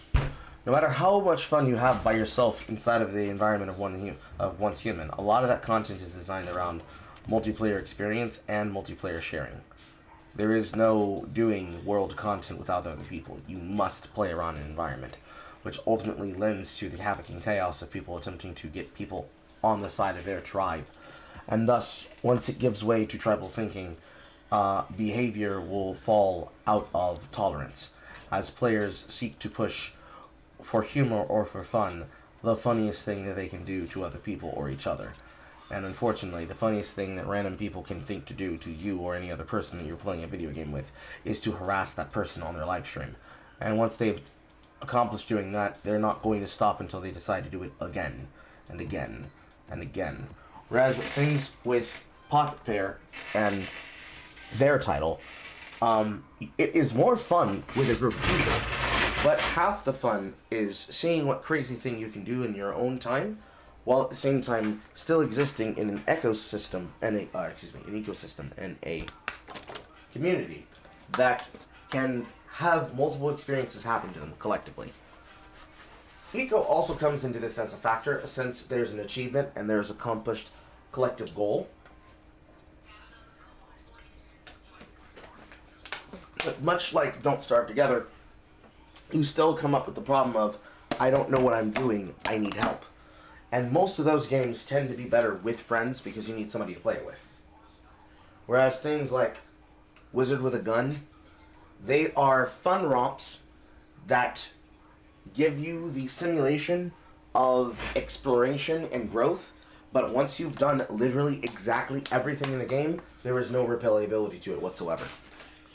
So, the replayability factor of a sandbox survival game really comes down to whether or not the person in question truly understands what it means to have a truly infinitely replayable experience.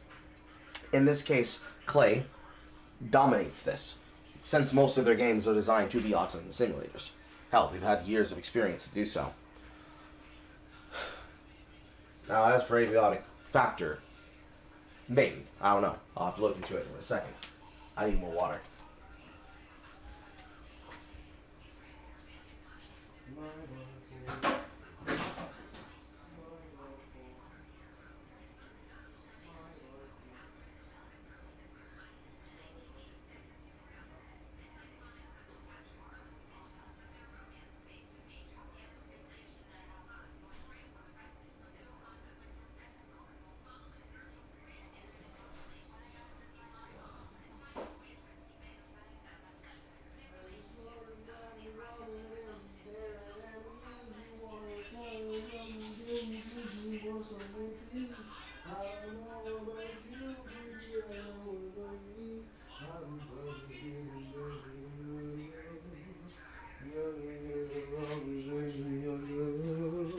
I'm probably be the one who's chasing you now. I do not feel like lifting up the other water box, so I'm just going to use the bottle thing in my room. Right. Let's look into abiotic factor.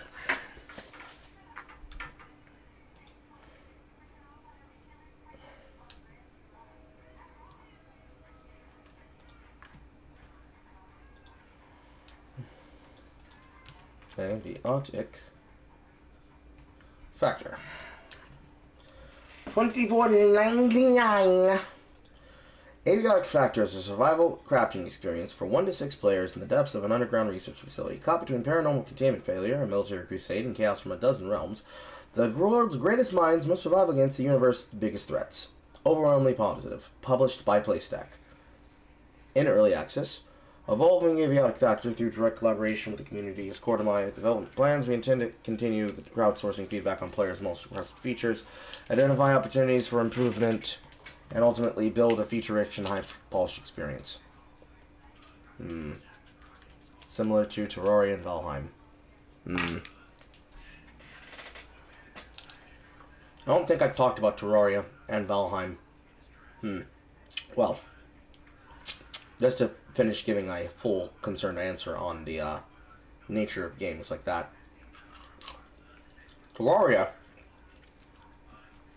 is probably quintessentially the best open world survival craft.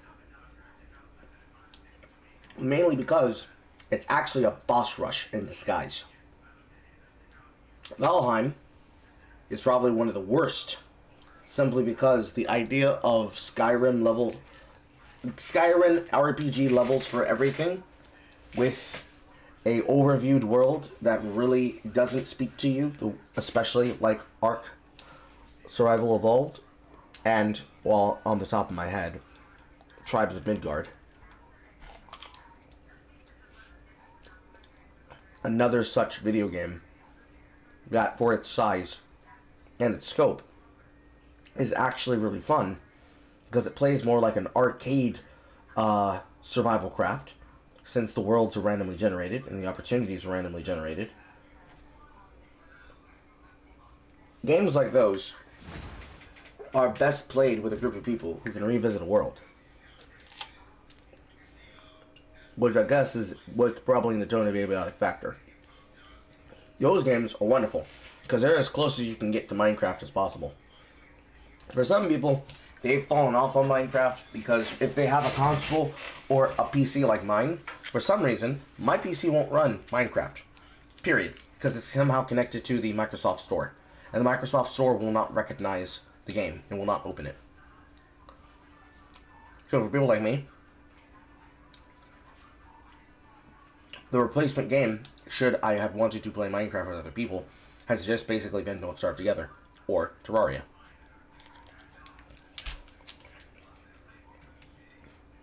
It looks like it's been interesting, but alas, I have no money. Or rather, I have money that I cannot spend on this, because it's to be spent on something else.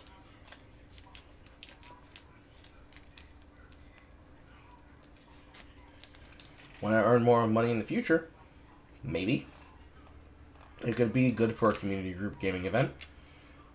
We'd have to make sure that we have other people who have it. But it looks like it's a fun game. I can put it on the wish list.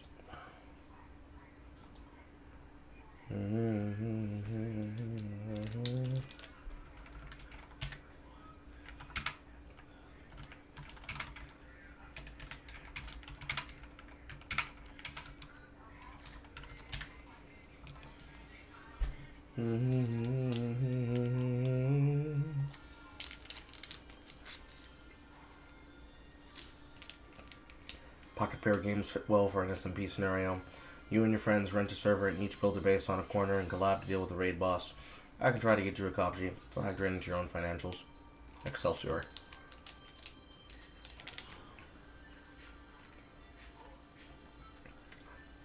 And each build your base to one speciality. One guy be the ammo guy, one guy be the potion guy.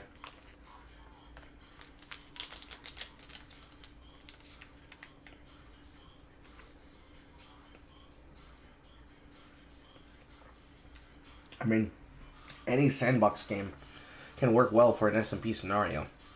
The only consequence to an SMP scenario is that you actually have to be involved with work. That's the real problem. The main problem with any video game that ever asks you to do more than just play a arcade scenario like that of Helldivers is that in order for that scenario to be valuable, you need to have people who are willing to teach and learn.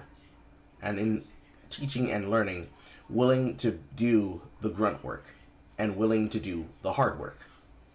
So, the first time that we've tried to play Don't Starve Together as a group in the server did not go well. We had an impatient player. We had another player who was unaware of how to play and did not have a lot of what would be the optimal or even viable tools for a beginning player to truly get a grasp of the hard mechanics that are ahead of them. Corralling them was not helpful. A lot of them had different time frequencies for how long they were willing to play.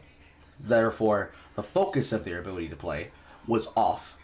So even if I wanted to play with them for a significant period of time, one person can only play for 4 hours. One person can only play for 2 hours. One person is only willing to play 1 hour for 1 hour. And then multiple other attitudes clashing on or off each other means that everybody's idea of what they want to do and how they would like to both learn the experience and then take part in the experience then is bouncing off of the conflict of each other. And unless everybody's willing to work together in that capacity, it ends up being a failure. But that's if you look at it as like a standard sandbox survival game. In playing DST, you have to look at it as a raid boss speedrun, because that's what most people can actually frame their head around. So instead of playing it like I'm trying to survive to cycle 20k, it's instead how many cycles can we get to defeat one of the endgame bosses on this run particular, and how long can we play to unlock the skill trees necessary for our ability to play and win, to become a part of a viable group source, in the amount of time that it is possible to get to said world boss event. If you've never fought said boss on the path to fighting said thing, can you set it up to where you can do so? And vice versa. Every game is different for that. And unfortunately, when it comes up to that capacity, the answer for most people is, I don't want to learn how to do those mechanics. I would rather play a roguelike simulator that asks less of me. And that's why Repo is currently all the rage. That's why it was the case with Among Us. It's why it was the case with Phasmophobia. It's why it was the case with Content Warning. It's why it was the case with Lethal Company. Repetitive, rogue-like, and rogue-lite mechanics paired with minimal effort and jump-in, drag-out learning over Autism Simulator particulars. Though, for this capacity, you could say that a lot of that is on the fault of companies like Clay that designed it to be as such, but that's because they designed it to be an actual, repeatable community. Rather than only playing with your friends on your own server, you and your friends could go find a server to join randomly that's on its first day, and then survive in the cycle for as long as you can. And then also build towards said in-game opportunity. Versus, you go into a game like that of Path of Exile 2, and you all are playing on your characters that are at various different levels of trade. Or you're 4-screen speedrunning to complete the boss in whatever amount of time you have on your own separate files. Or you go play on something like League of Legends and then you get annoyed because all of you are like at some level of skill different than the other, and you have one person who's really good at the game and you got 2 people who are average, and then you have 3 people that are just there, and with one of them as a coach, 5 people use that to advantage to win.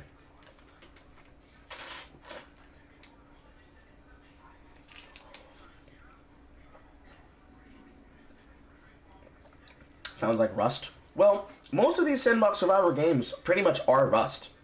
The only difference is that rather than fighting players, you're fighting against the machine. But there's more than enough shit happening that you don't have to worry about fighting against other players.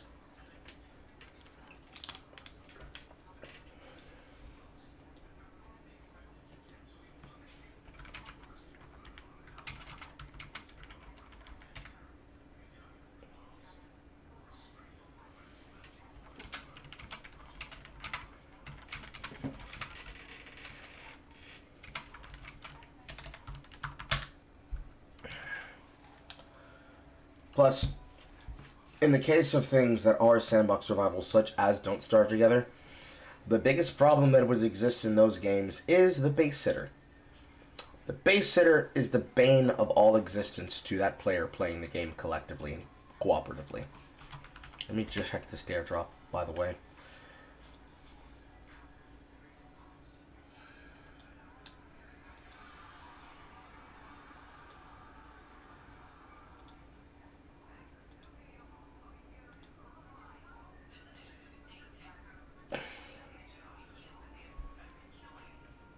"10 days left on Blood Farmer.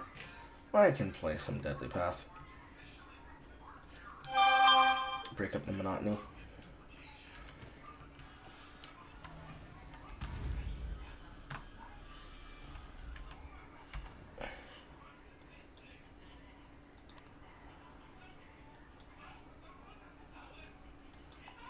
Another one here.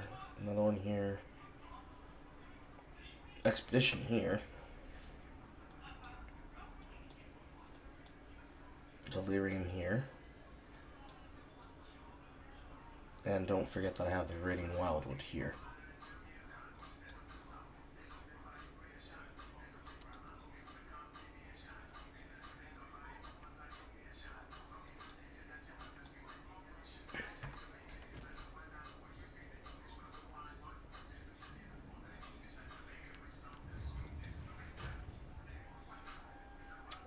Why don't I ever have fucking exalteds?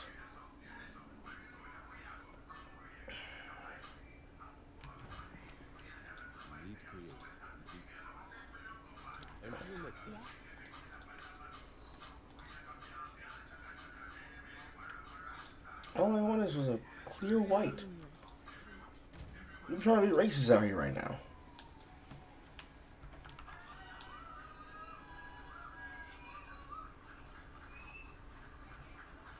And 23. Physical.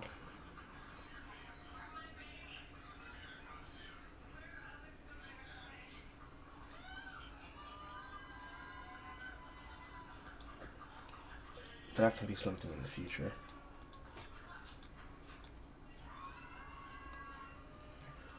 That's garbage. That's garbage. That's probably gonna be garbage. I'm not gonna use that one at some point.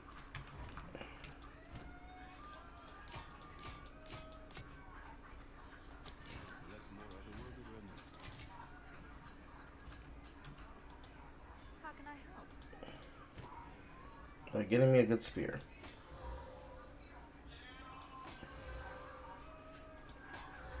These are not good spears.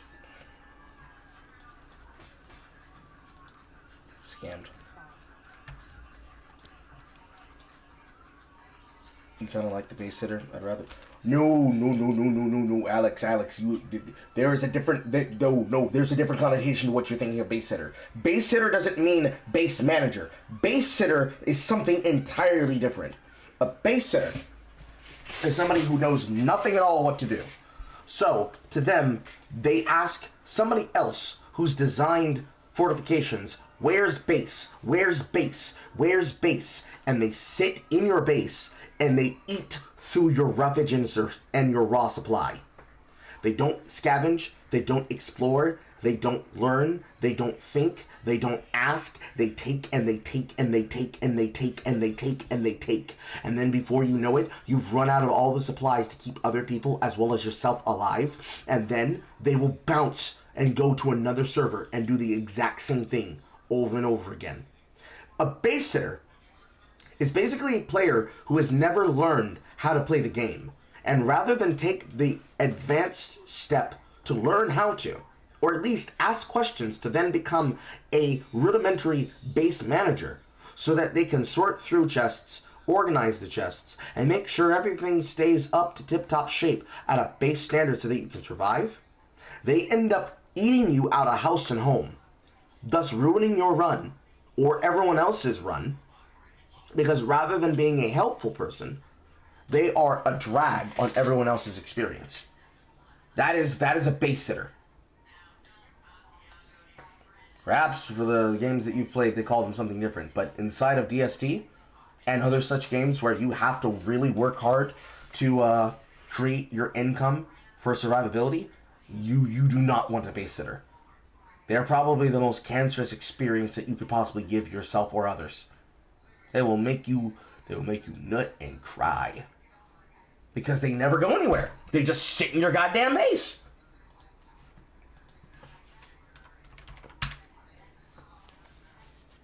One month of free Nitro. Try 1 month free on us.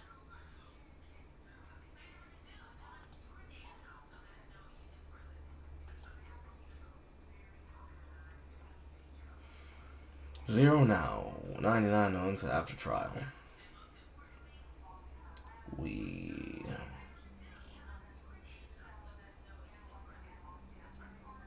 The gift of Discord Nitro for a month. It's not showing up on screen. PoE, South of Midnight, Monster in the Wilds, Deadly Path.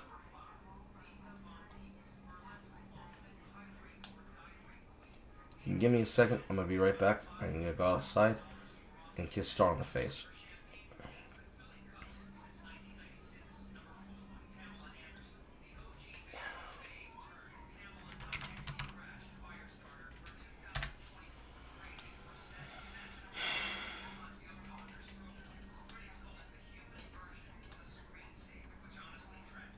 Mark.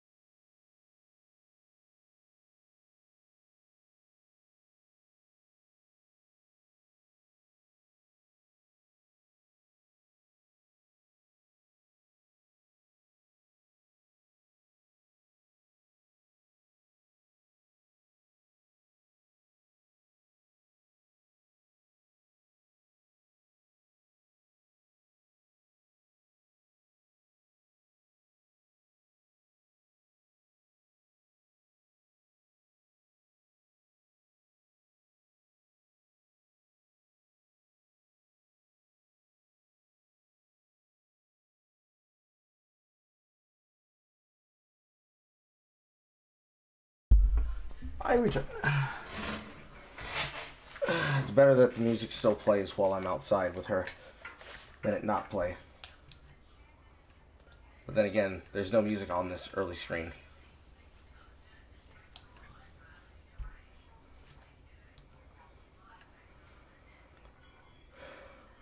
I don't know why there's not music on the early screen. There isn't. Okay.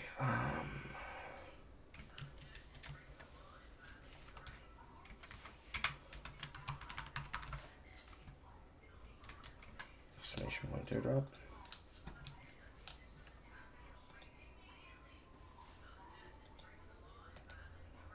Exclamation point daredrop.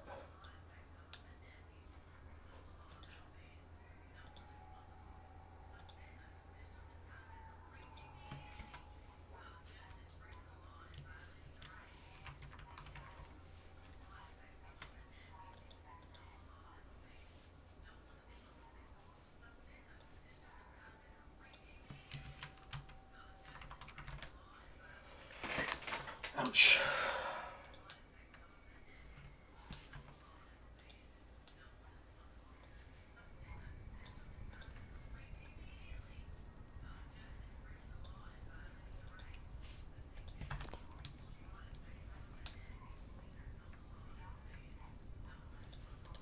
Did I ever turn down the internal volume? Nope. I just don't have music on that window. Okay. I completed this guy.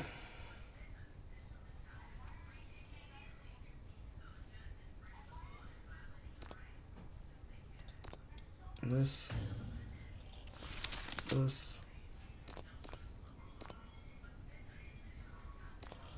10 extra cycles. 1 extra free failure. Building forge. Sizable amount of meat. Built on the flesh pilt. Only built in industry. Sign of reverence to do knowledge on the finger of God and bone. Age of darkness. Get units per trainer for meat. Age of industry.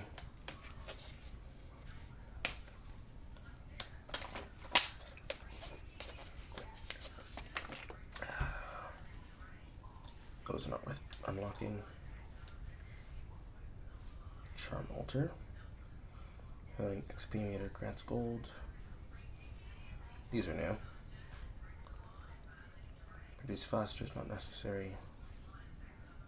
Increase bone available from discovered flesh pits and graveyards by 50. Knowledge by 33. Spawn raiders 15% faster. Time trained upgrade servants reduced by 40. Reduce upkeep penalty from hostile unknowns by 34. Filling XP units gold. Reduce the training cost. Increase gold available from the discovered collapsed mines and veils by 33. Increase starting power of fortifications by 1. I have teacher's pet. Blood money.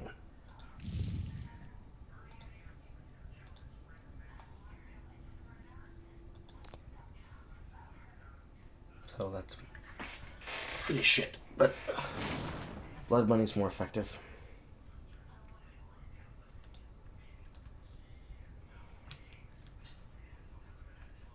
And I have to do what?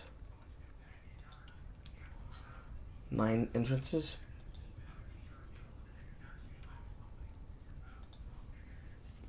Nine open entrances at the same time.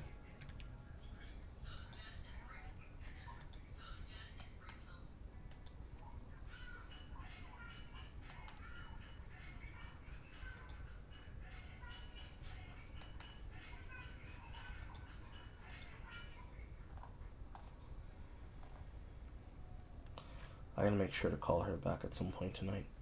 And if not tonight, tomorrow. Alright. It's gonna get hard.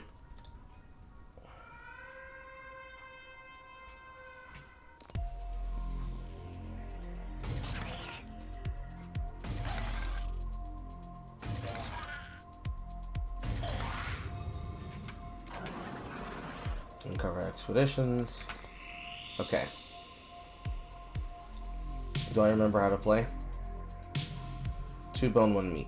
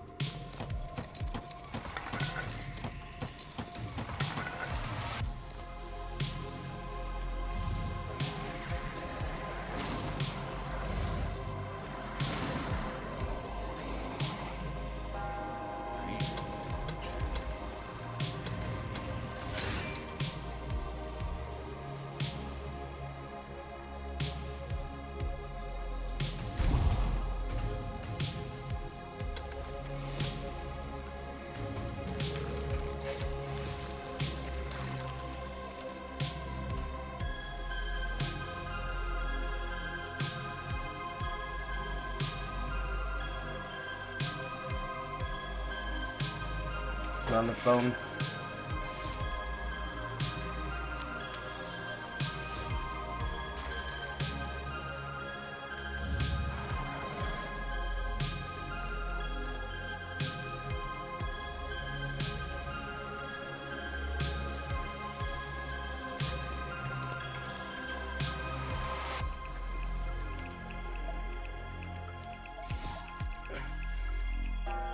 Feeding approaches.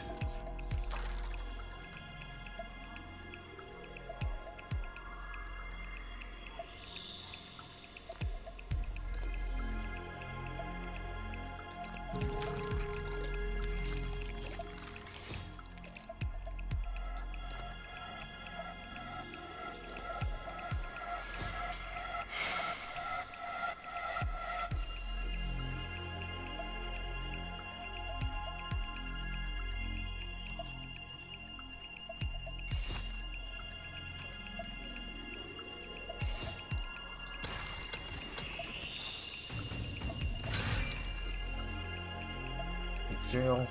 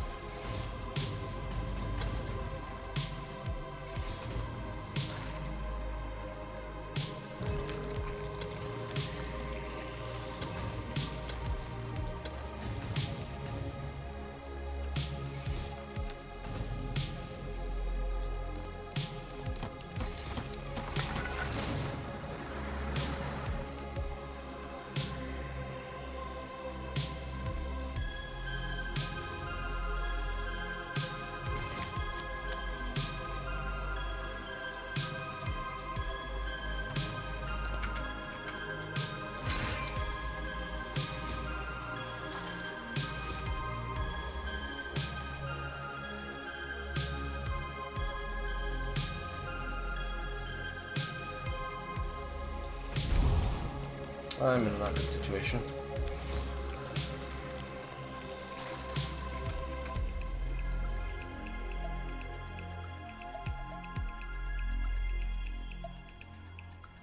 I don't have an empty path.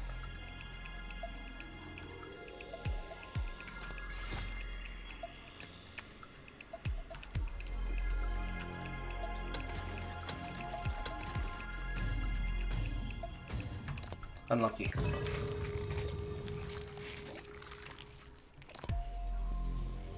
Welcome back.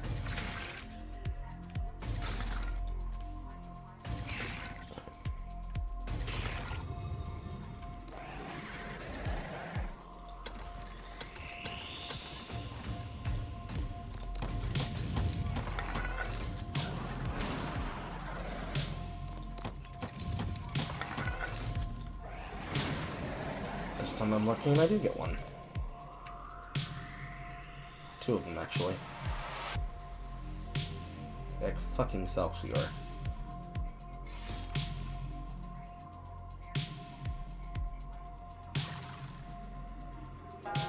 Feeding approaches. approach?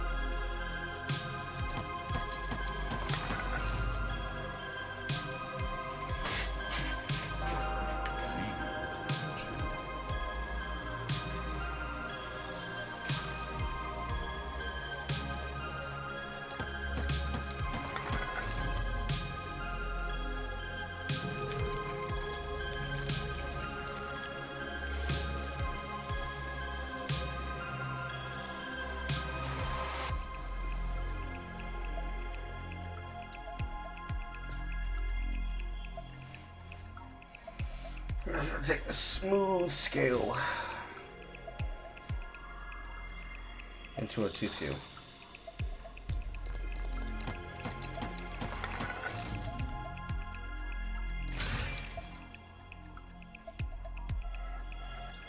And we're gonna take that hollow. Feeding approach.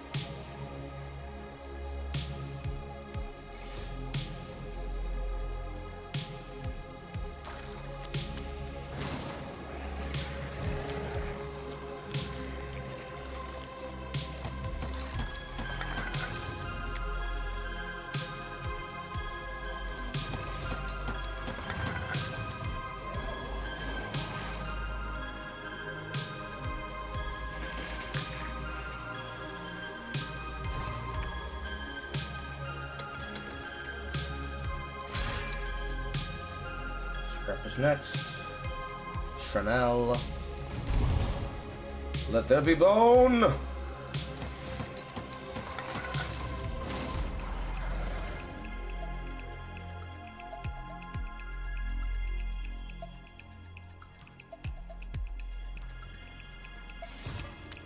Slow and steady.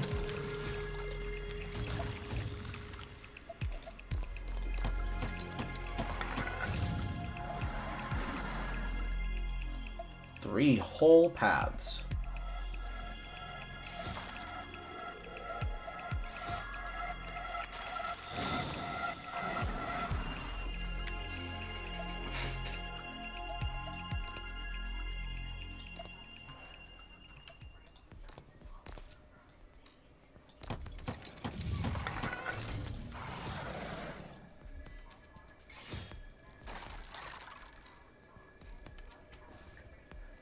Slow scale.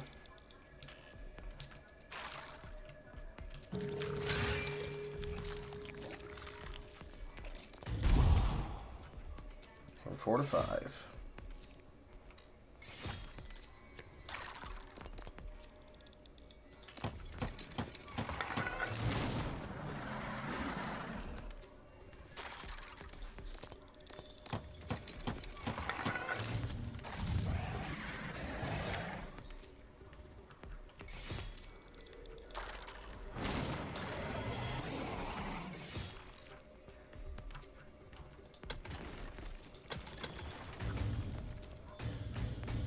Okay, we got a mine.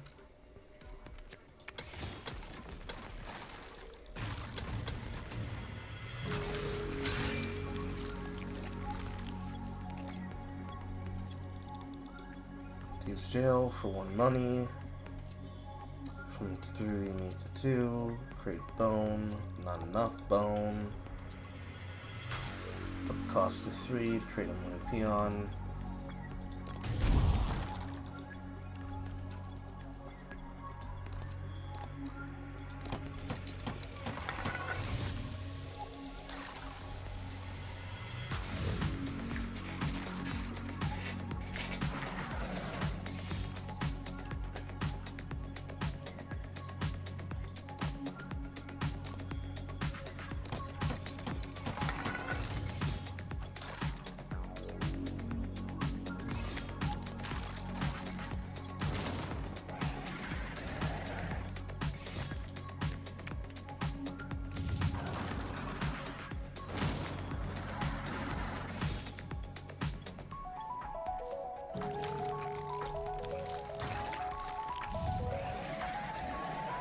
Alright, double duty paths.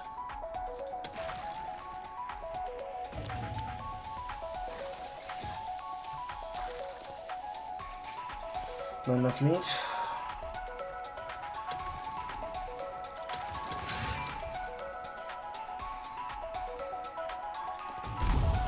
Bake house.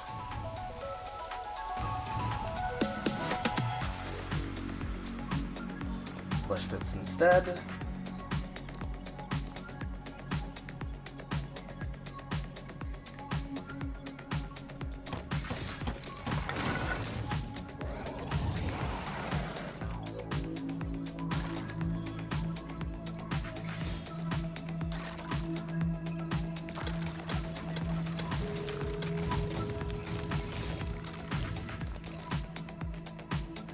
There we go.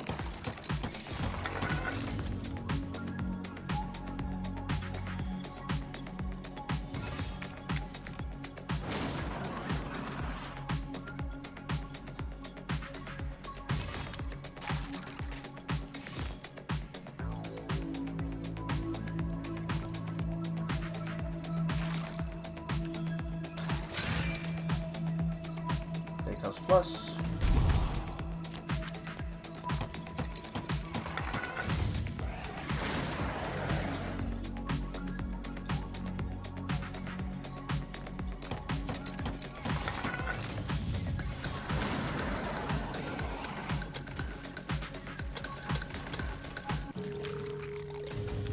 And I'm killing him.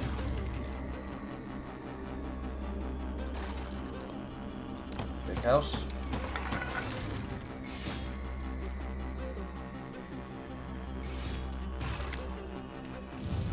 And big house you go.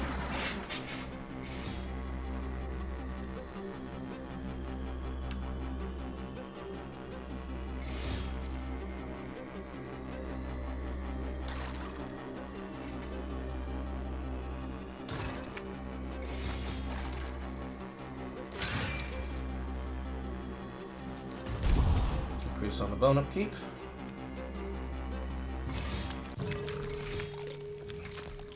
Cool.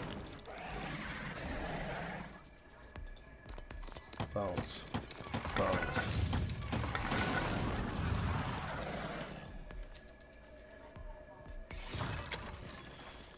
Four.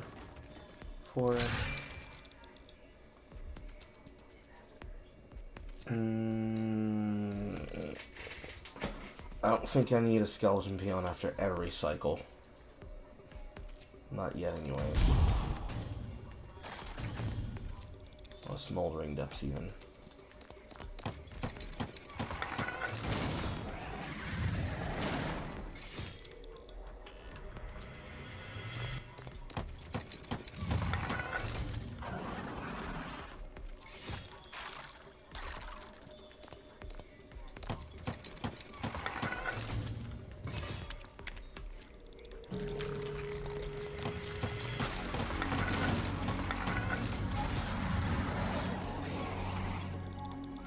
I think I need those extra cycles.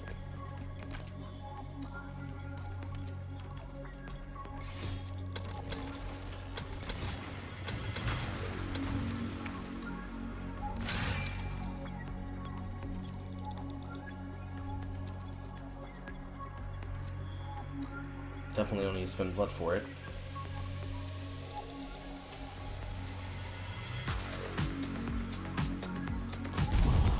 Inventorium is okay.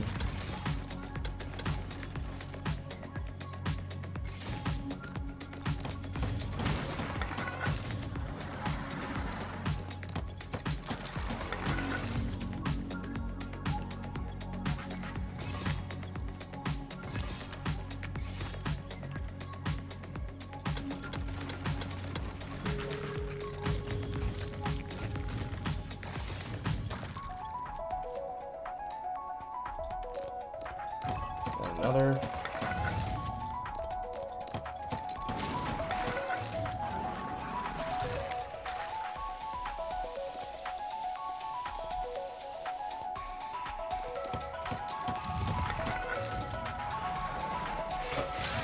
+2, +4, +4 for barracks, +4, 15.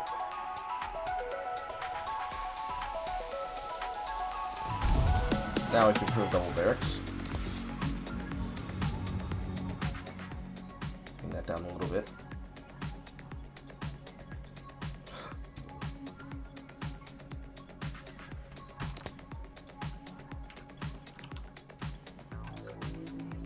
I need cycle 15.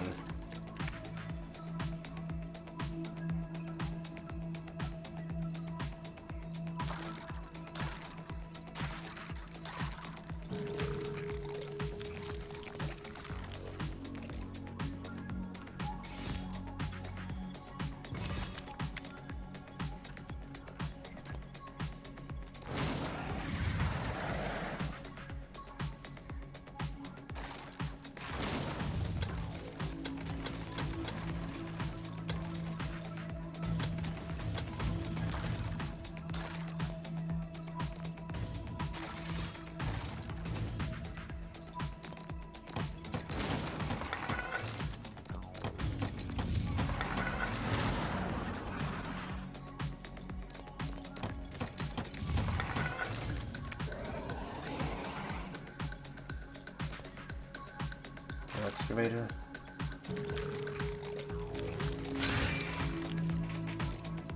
Hollow gets us a lot of bone.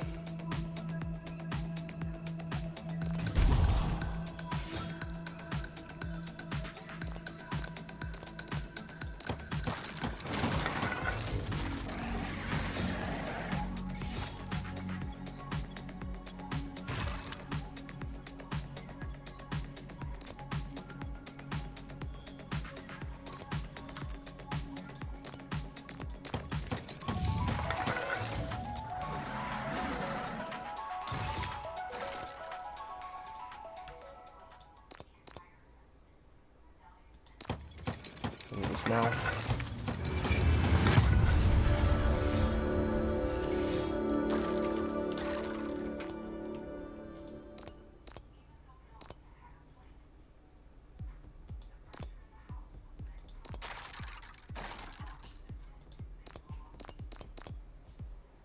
Blacksmith for gold.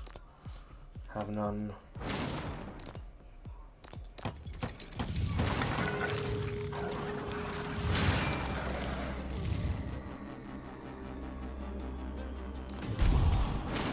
Barracks.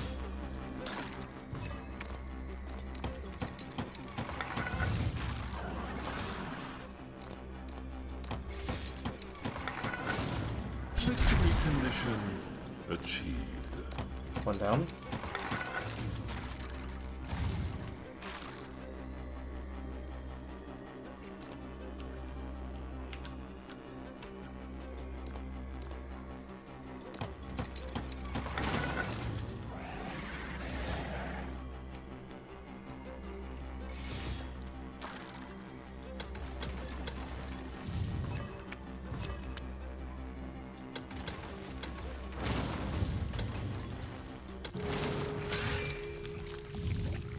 Beauty.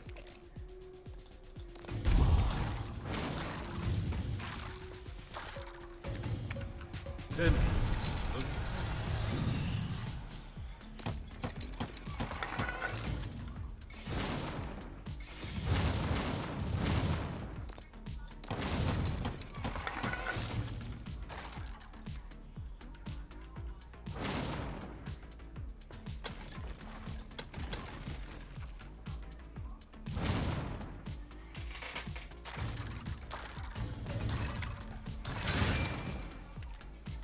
There's the altar. Give me a scrapper's nest.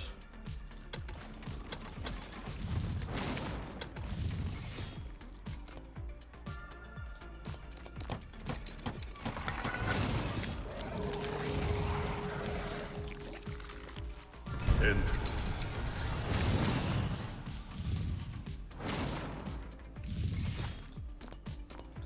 Attention.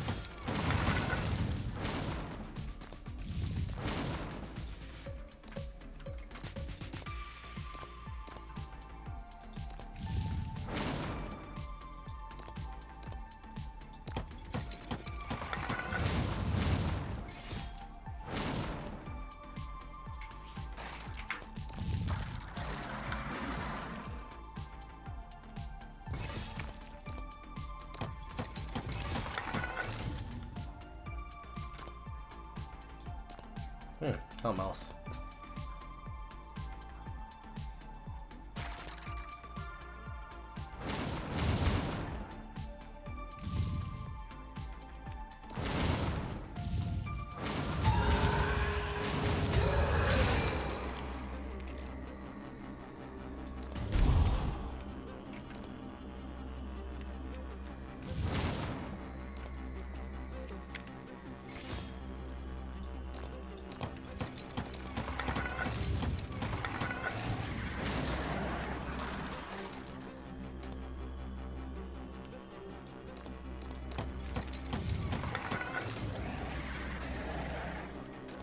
Yeah, I'm gonna definitely need the extra ace. Fuck. It's hard without it.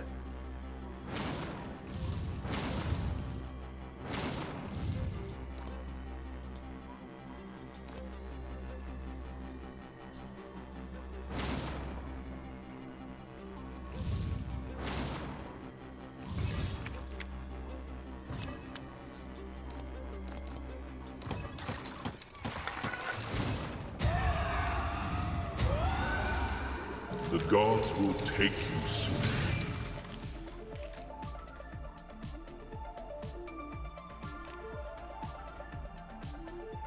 Smelter for money.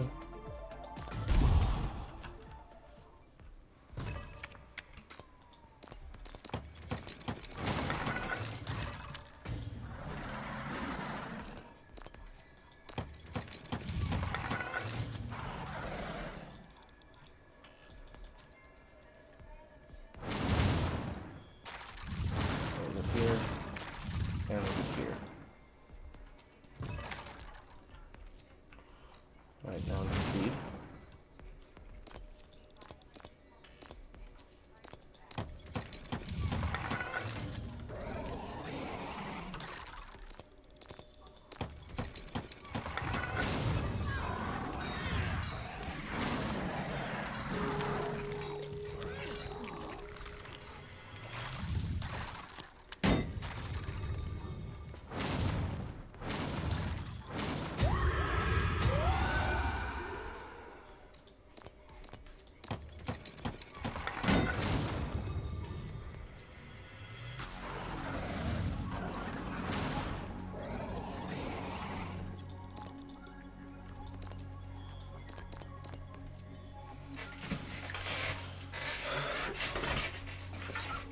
Peon.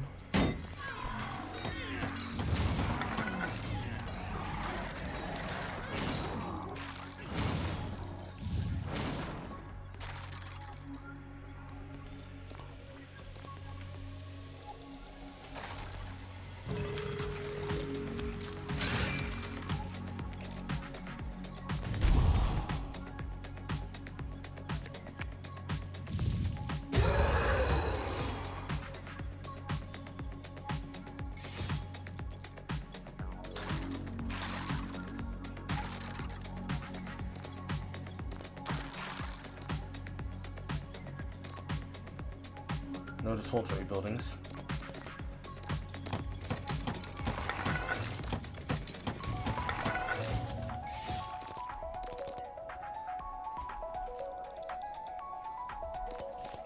And I'm gated again. Fuck me. I need the extra days.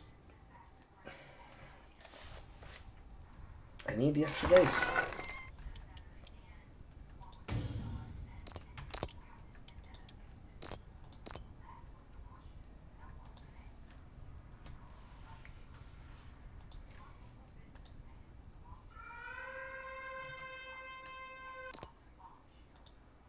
Almost out of work. That's pretty good. I need the days to prepare for the blood moons.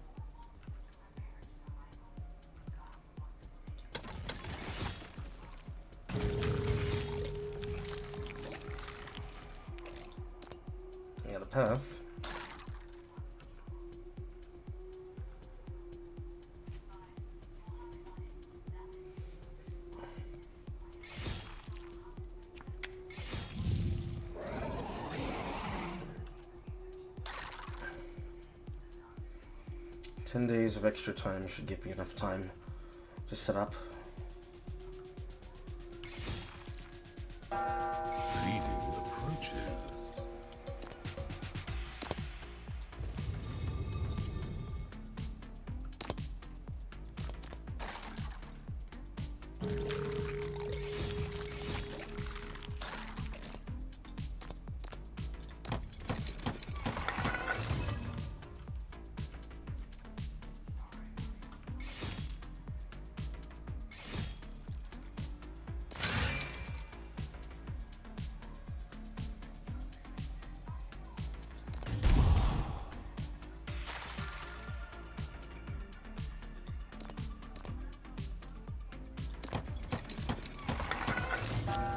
Feeding approaches.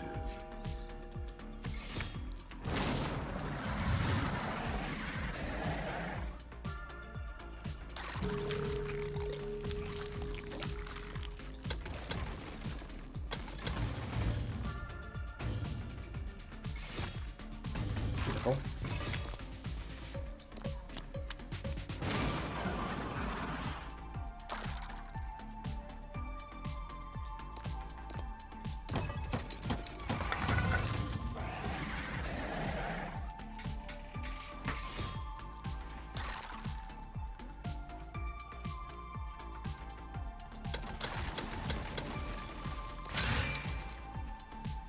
Nice for now.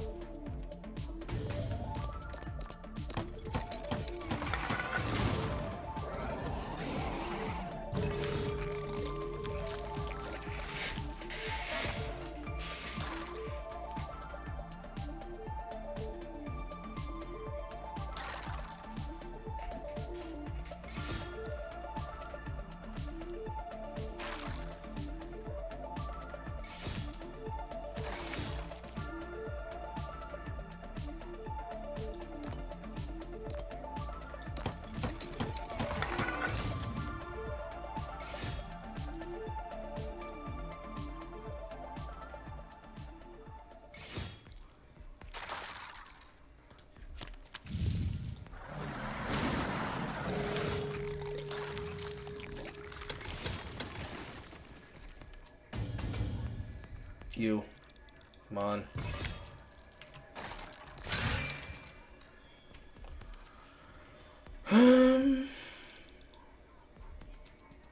Can I get away with the barracks?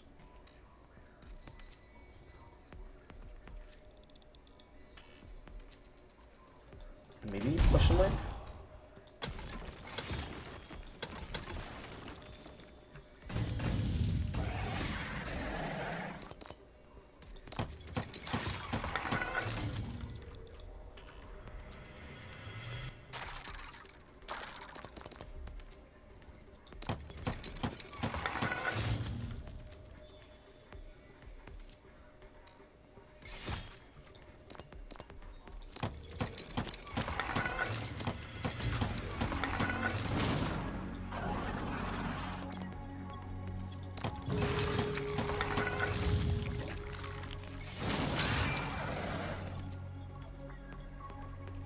Go to Hollow.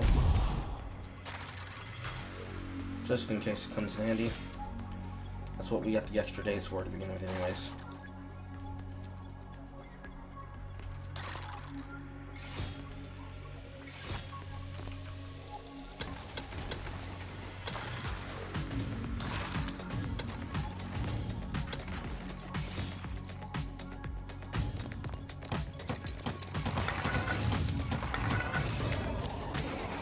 A death come quick.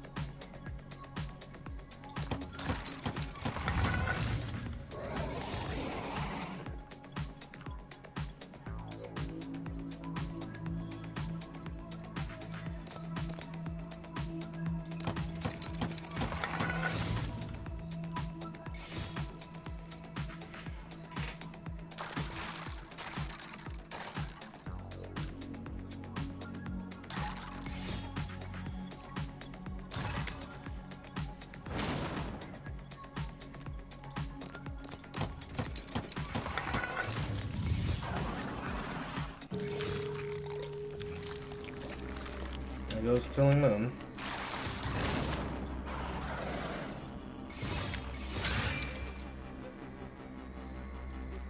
Let me get that bank house.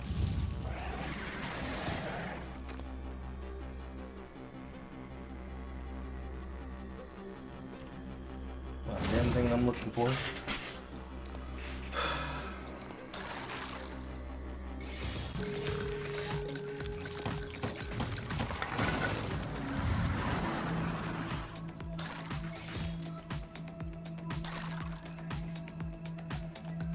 Nah, big house.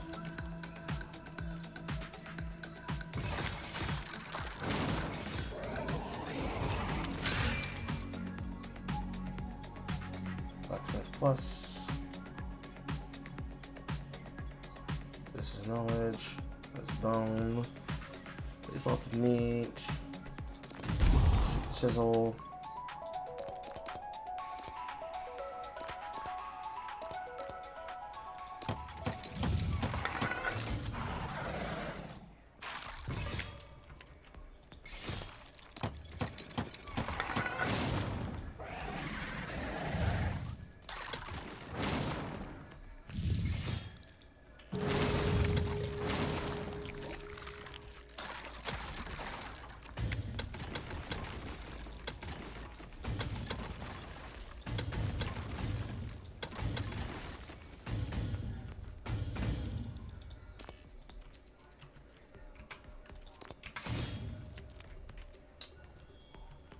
Here we got flush pits.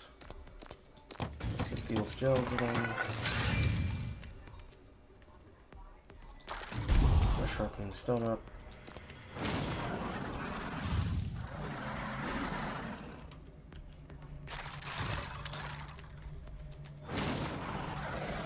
As they keep out of the charnels.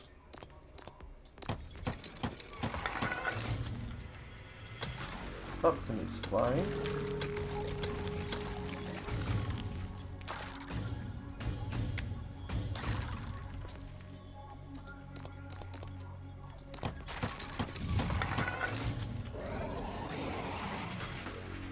And now we need to aim for Ares beacon.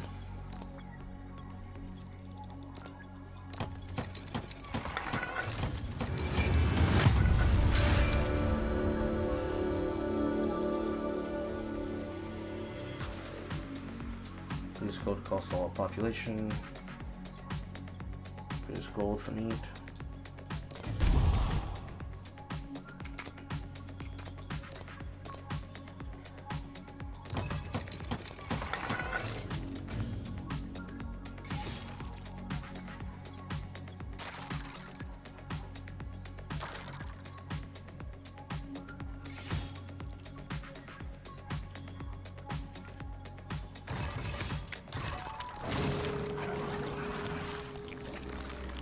Times 2.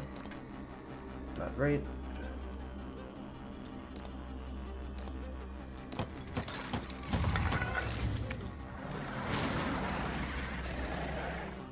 Keep myself out of the negative.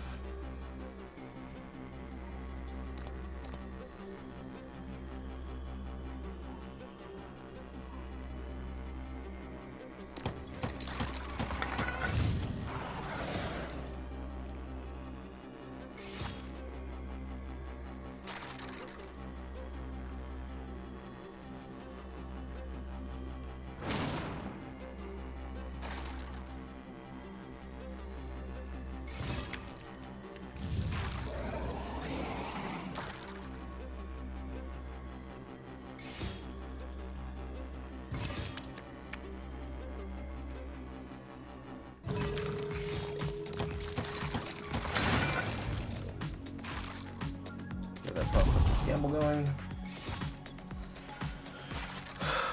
Back to expansion.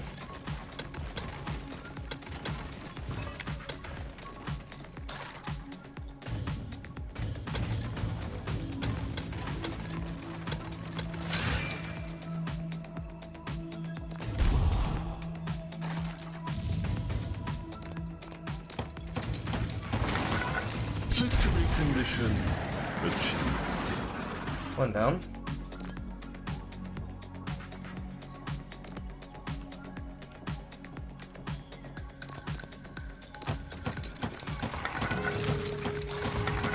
Victory condition achieved.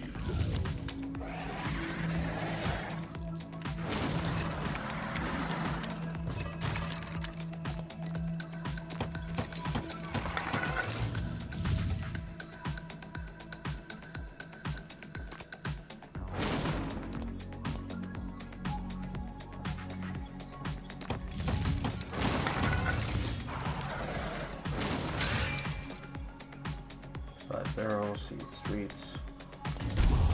Scrapper.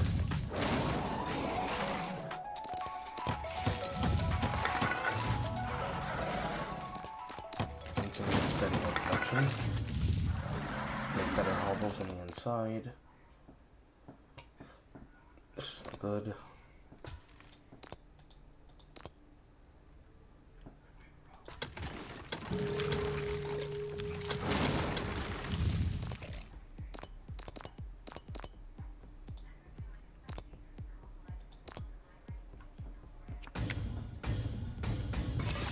In?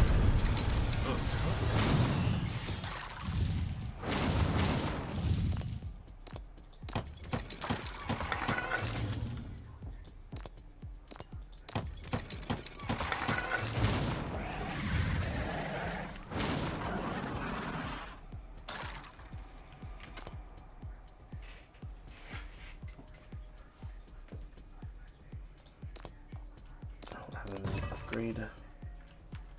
That's not useful. Low smoldering depths. That damn thing I can do with that.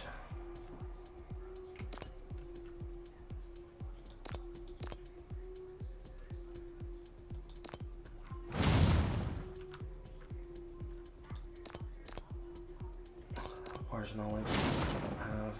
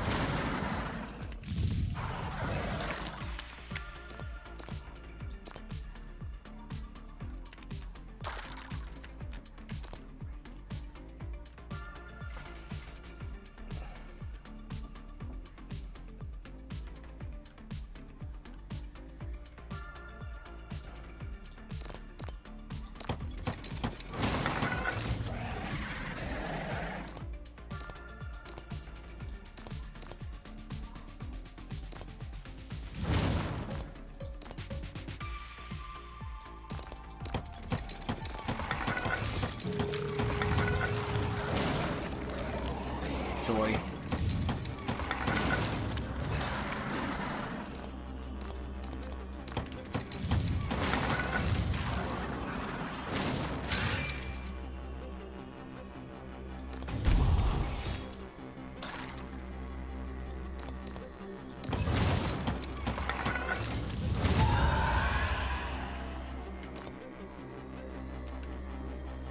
I'm gonna run out of bone before I even have a chance.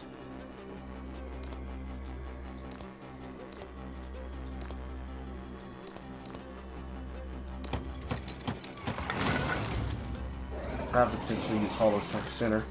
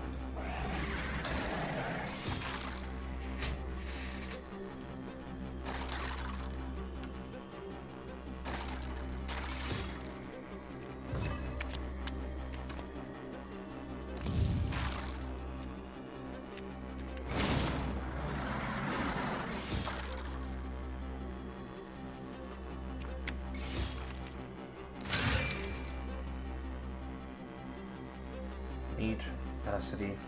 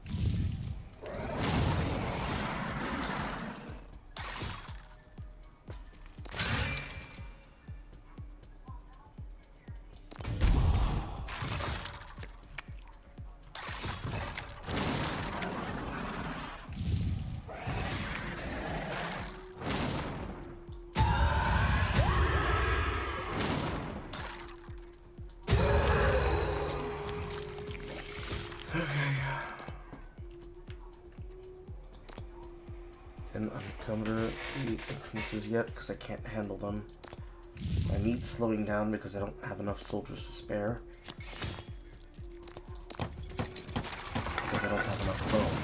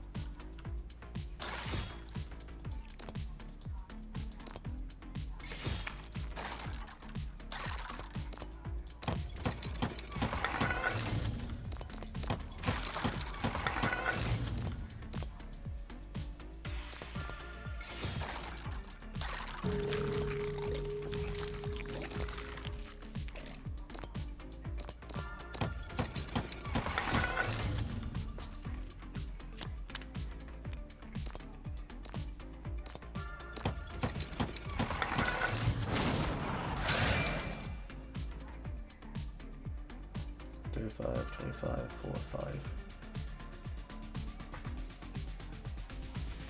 This might be good enough now.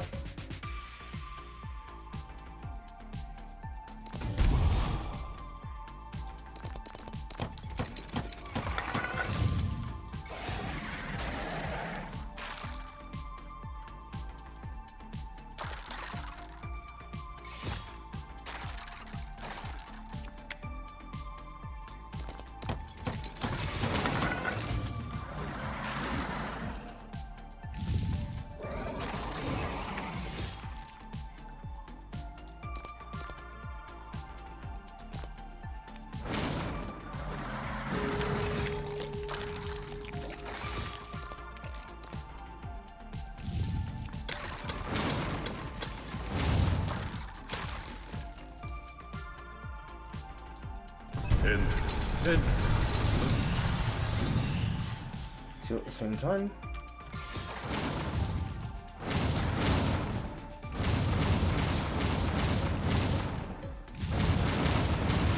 All going from the same one.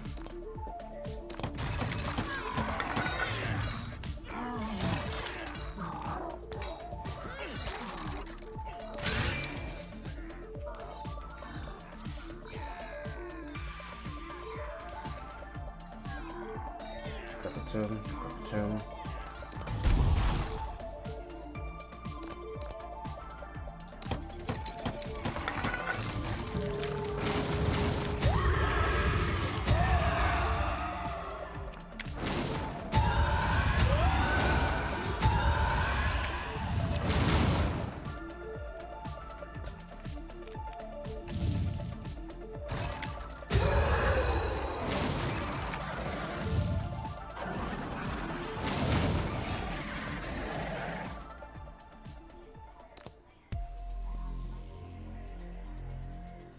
I think it's worth it.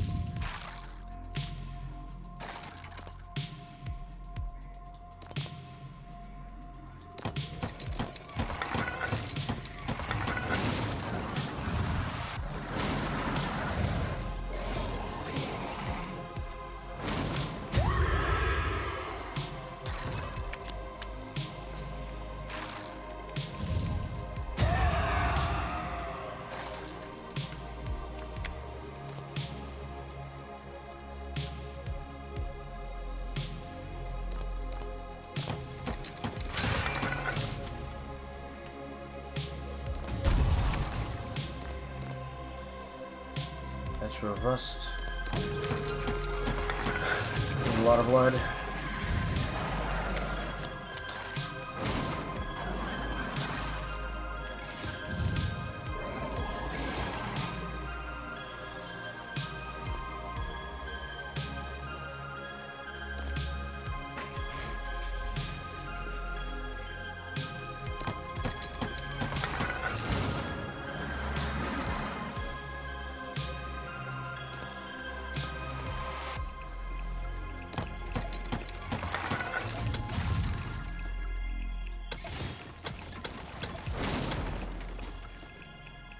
Victory condition achieved. And another.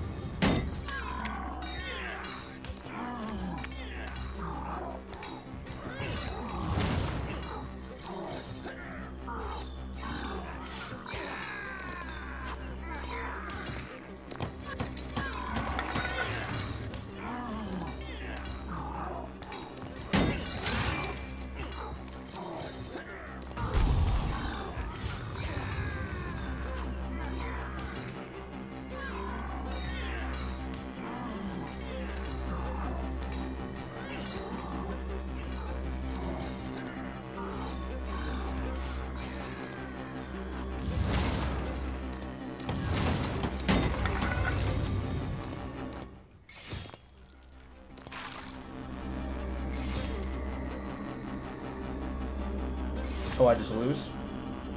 Because they all attacked at the same time? There's the... Okay. So because they all attacked at the same time, they pushed through that barracks, which means I automatically lose. Oh well.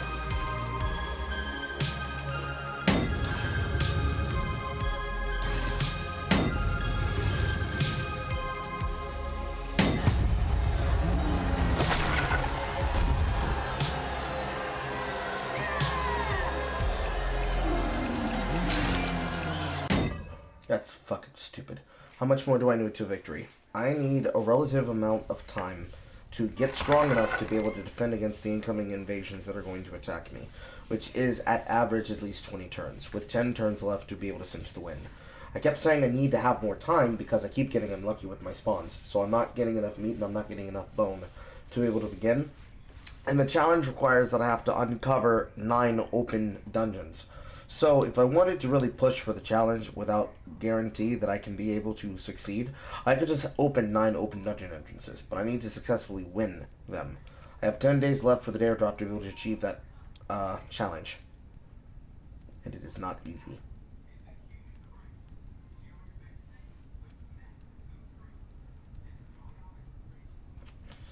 So it looks like I'm about to turn on scavenger huts and charnels to produce 15% faster. Because the amount of bone that is available from these graveyards and flesh pits don't fucking matter. I'm getting burned in the early game because I have to spend more time setting up.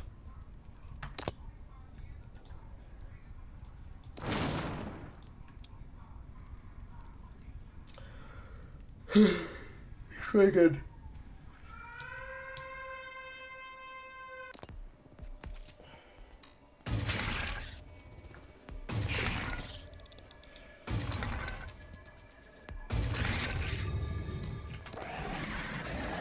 So basically, using this 40, I have a plus 10 float before I have to deal with killing them. I keep losing bone, and I keep losing potential for meat, because my early spawns affect everything. So, I'm going to use assembling lines as a way to use my scavenger huts to create more bone. The same way I'm going to use my charnels to create more bone. With the charnels open, it creates paths for rubble, and it creates paths for hovels that are not on the outskirts. Because as you can see there, I'm losing time and I'm losing potential. Not only did I lose time, I also lost potential to the run cycle. And that was not good for me. At all. So now I need to produce.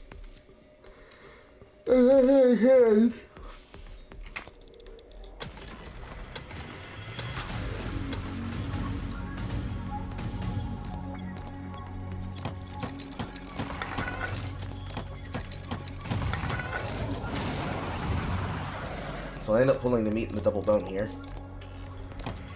And then a +1 for a carving stick by itself.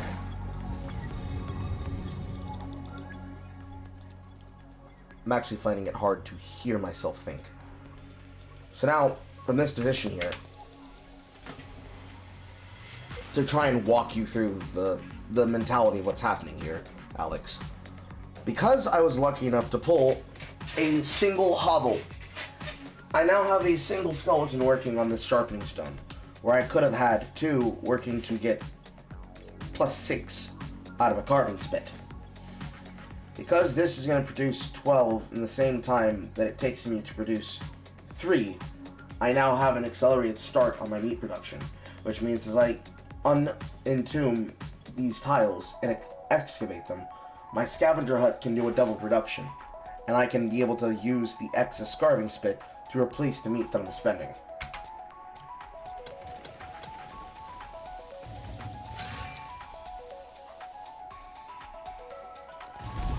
And because I was able to land this early sharpening stone, I can take an early plus scavenger hut. So now I can increase my bone production further, and faster, since this is what's going to curtail my ability to make more production.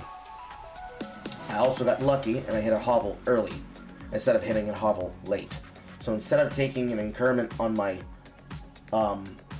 scaled production, I can instead take an early hovel with the extra bone that I'm going to have.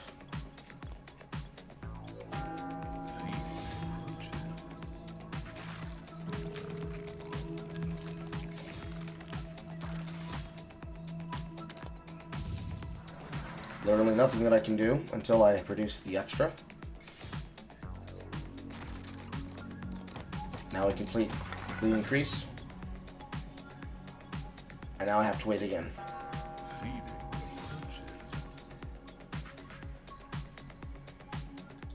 In the meanwhile, I uncover these. That's the second empty path. Uncover the entire bottom of the screen to get level 2. Now I see a plus Thieves Jail. So now from here, based on what I have potential for meat production for a while. I can be able to get more population without having to craft another one. So my 5-7 goes to a 5-8. But I don't have an uncovered pile for Flesh Pit.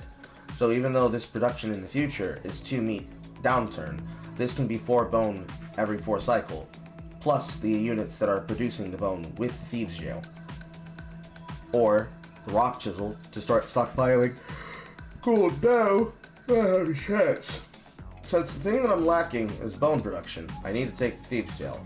But I could also take the Hovel and float the increase. Because an additional population increase of 2 to 3 is that many more skeletons that can be able to make blast production at the beginning. So this is for longevity. This is for the short term. I'm going to take the short term choice because I clearly don't have a Flesh Pit to create. So it's not going to matter if I have the upgrade if I can't use it. Now we have another sharpening stone. And now with my next upgrades, I look for another scavenger hut. Because clearly I'm lacking on bone. Waylay that into this. That scavenger hut closes. I'm going to look for an early scrapper's nest to get plus bone out of it. I do not have Charnel unlocked, so this rubble is doing nothing for me.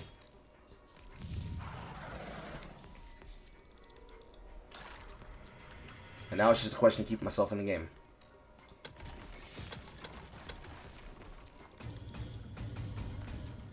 Still nothing.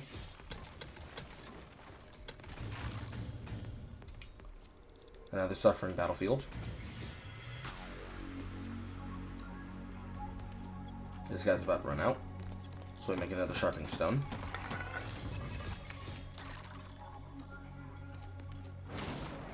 Onto another sharpening stone.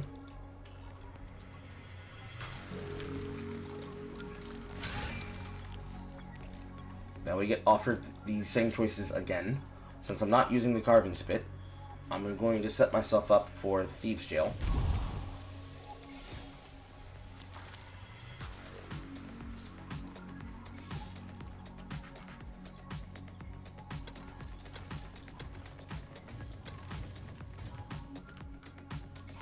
Still no Flesh Pit, which is not what I want to see.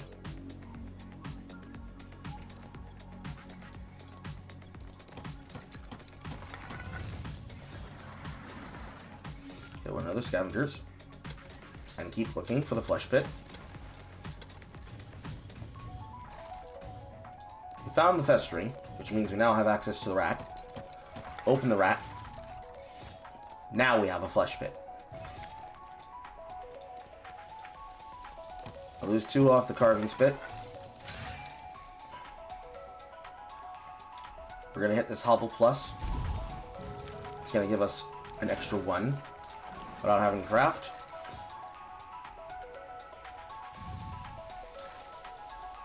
I'm going to put him on this bone. I'm going to set up this thieves jail. I'm waiting for these to cash out. Move these over to the thieves jail to start producing bone long term. Put them back down now. Now I'm in a safer position. It's kind of like a City of Over, like, yes. The goal is to hit these victory conditions on the side with the optional choices here that give me additional bonuses to work off of what I'm doing.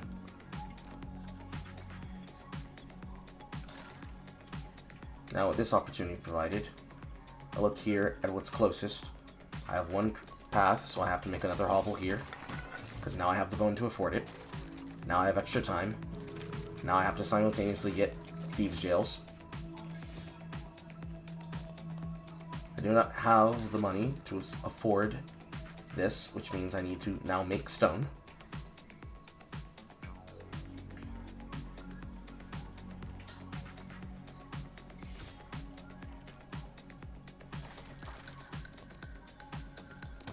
So I craft these. Now we have the charnel. So now we can make use of these rebel spots. Victory condition achieved. Put him to make money.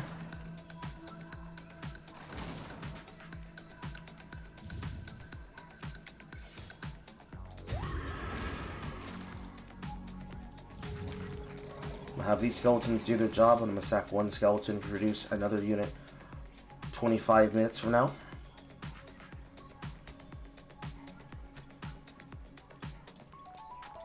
Setting up this sharpening stone in the future for this one that's about to run out. Swap over. Now we reduce the wait time on that scrapper's pit.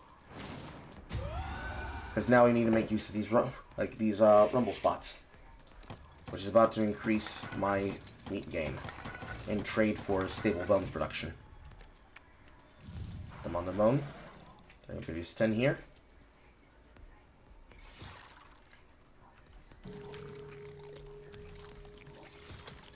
Go to blasting.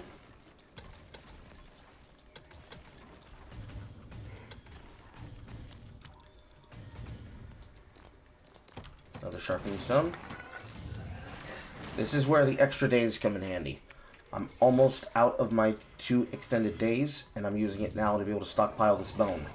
Because the next conversion I'm going to have to take is I'm going to have to find a way to make excessive use of my prisons, of all of my special units.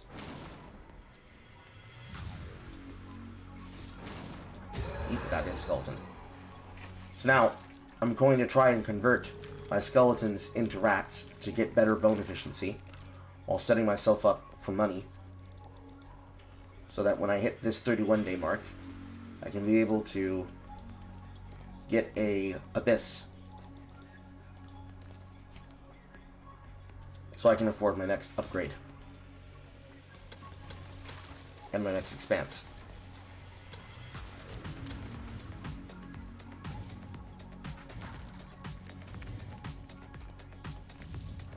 Another one. Another sharpening stone.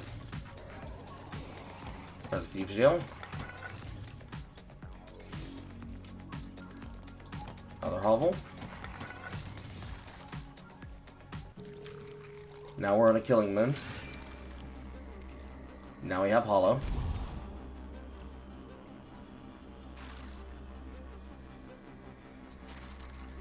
And with this hovel,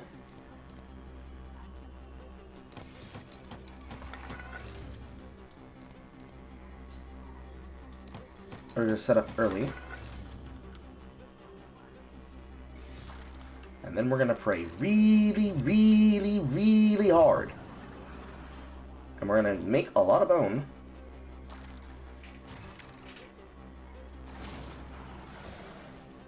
Immediately. And deal with this Hellmouth.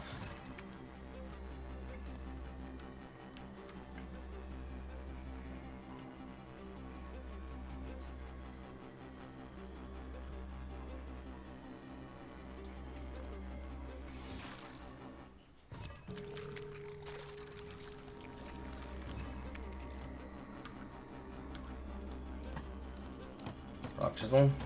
Rock chisel. Money. Money. I do not have the need expansion there. Chanel Plus.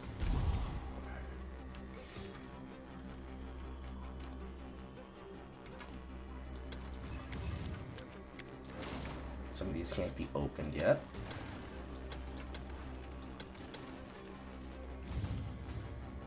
Process them into the own collection.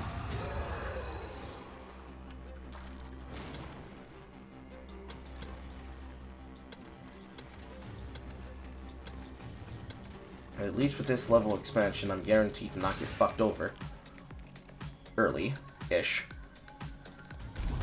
Because I cannot open these tiles without the Age of Industry upgrade, which is where my explosion of growth comes in.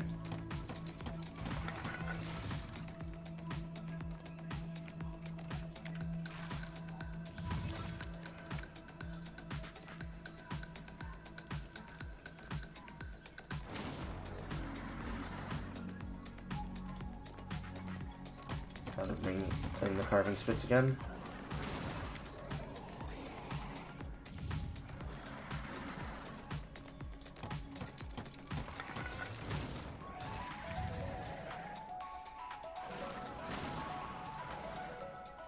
Get up to weight.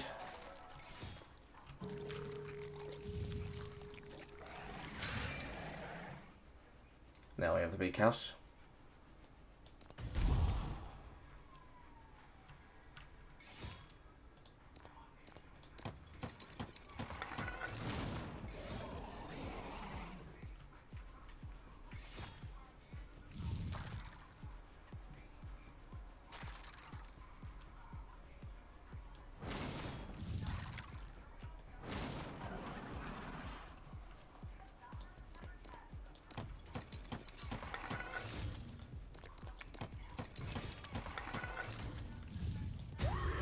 Another one for him.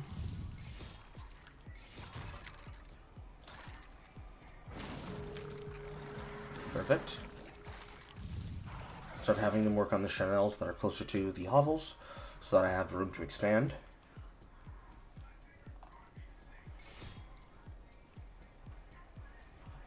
And now I need to work on my meat production, because I have no goddamn meat.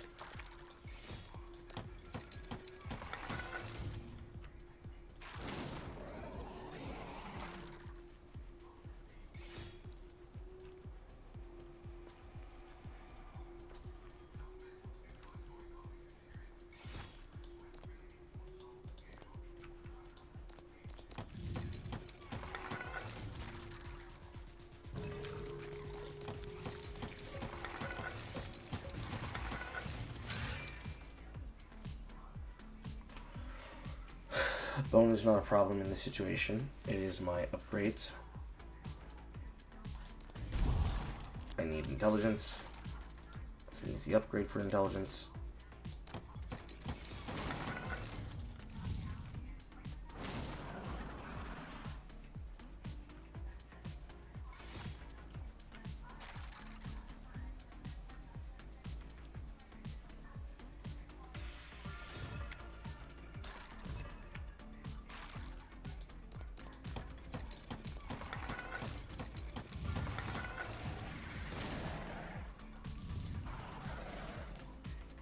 Now I'm on better pace, but now meat is a problem.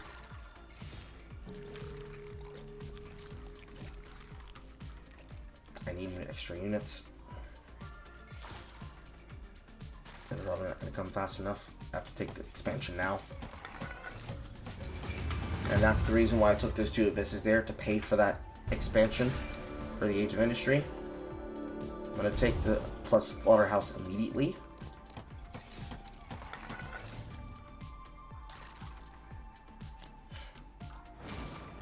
And I'm gonna slam it in immediately.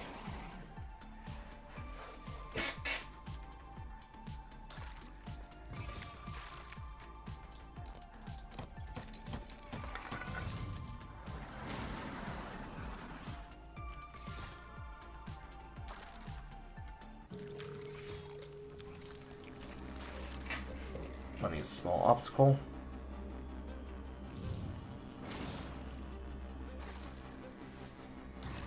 I need to get my units up.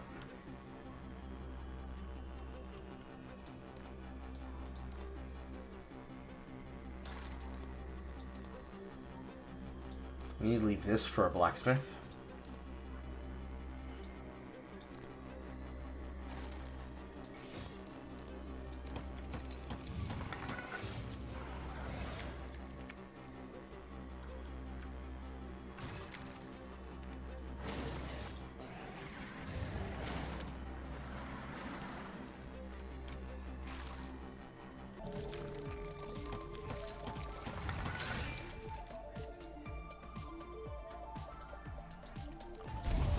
Fresh Spectrum Gamble. Mission achieved. Start preparing our gold.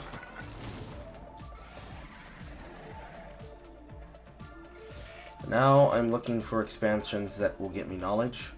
Also preparing for the backfoot situation of dealing with the dungeons.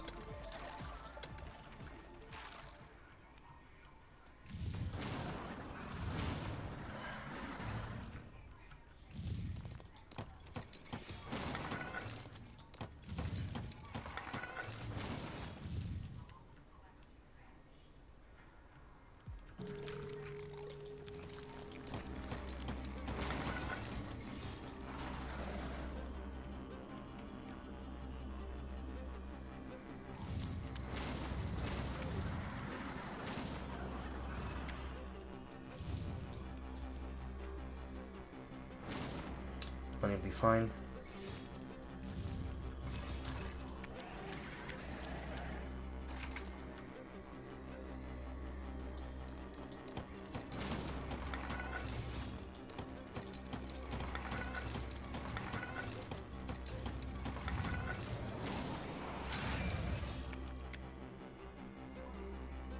I'll take the smelter here.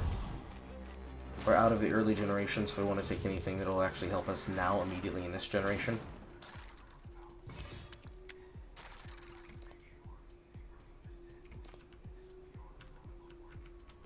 Now at the point that we have skeletons waiting.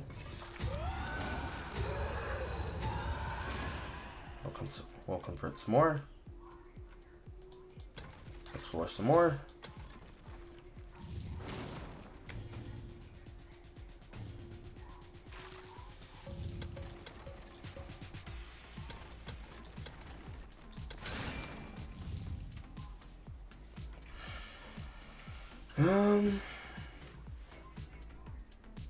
Decrepit Tomb.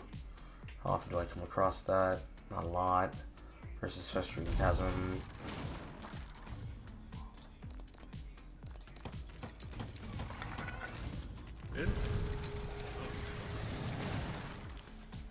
First entrance.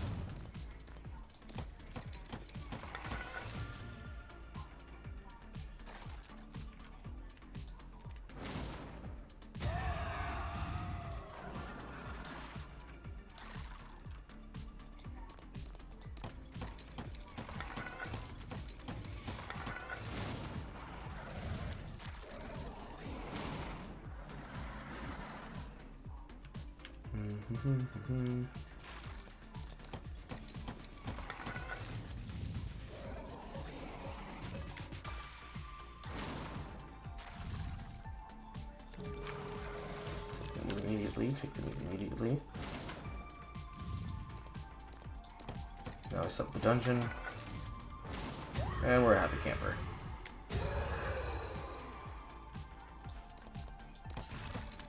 Get all these out the way so that we don't have anything else there that could possibly block it. We're going to increase the speed of production from the barracks so that we actually have faster units for earlier conversion.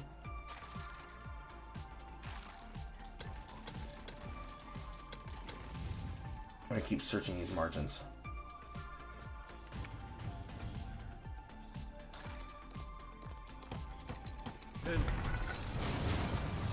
Uncovered an entrance, which we're just going to take the knee on the mine immediately.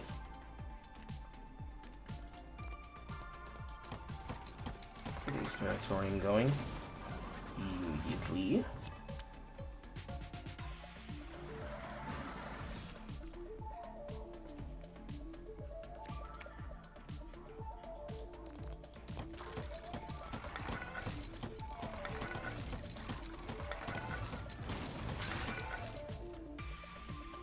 Getting an upgrade on the smelter. No. Yes? No? No. We will get a speed on the scrapper nest to produce units faster.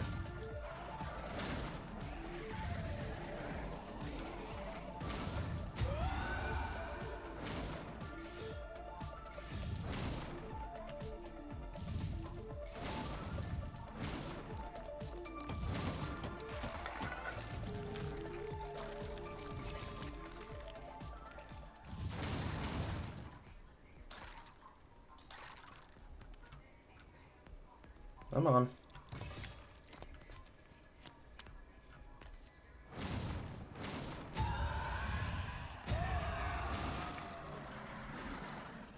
Into the draw now. Slaughterhouse down.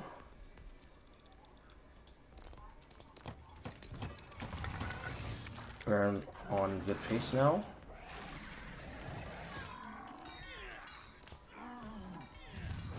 First raid started.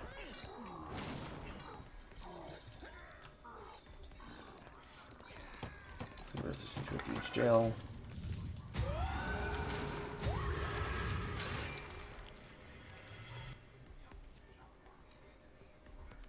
Here I think we take the skeleton peon.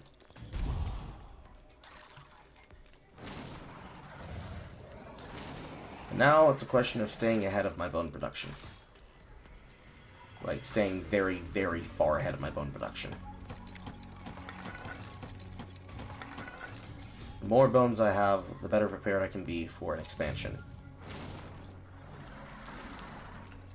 Me no prepare for expansion, me unhappy camper.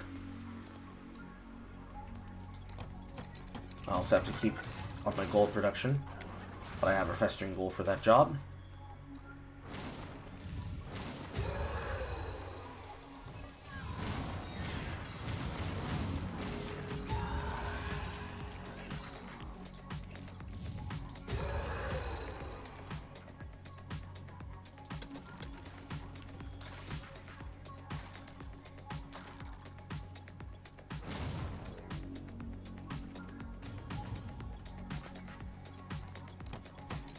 Another experimentorium.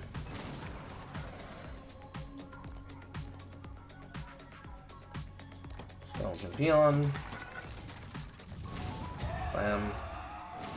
Slam. Slam. Slam.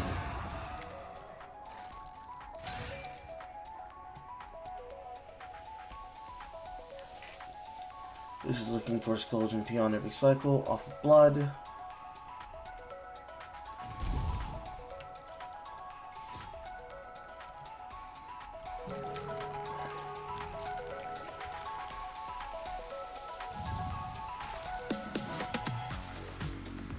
We're now at the point where we can keep our overhead costs high and low. So now we blast out some hovels on the inside paths so it doesn't compromise our outside growth. And then we start letting some units stack, because now we need them to sacrifice for these entrances.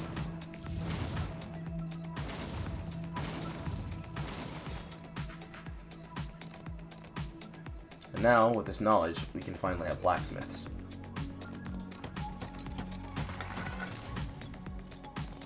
Blacksmith here, and a blacksmith here. Victory condition achieved.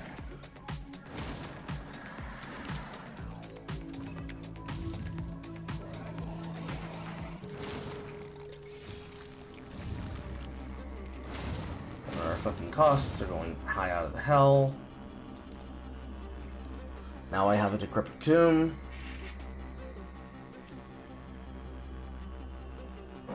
And this is where I pray for money. Really badly.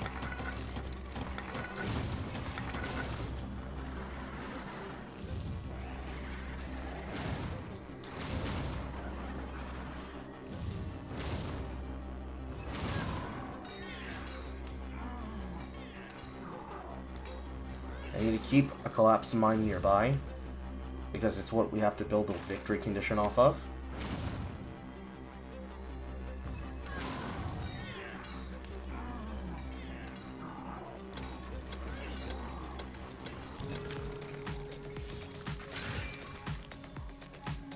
Increase our perspectival gamble.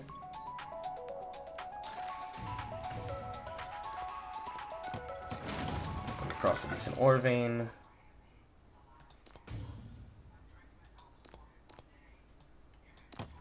Gonna make another sculpture peon.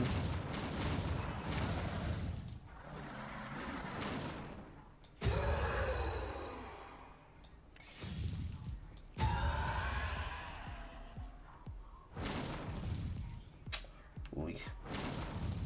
Gonna have to sack a lot of units there.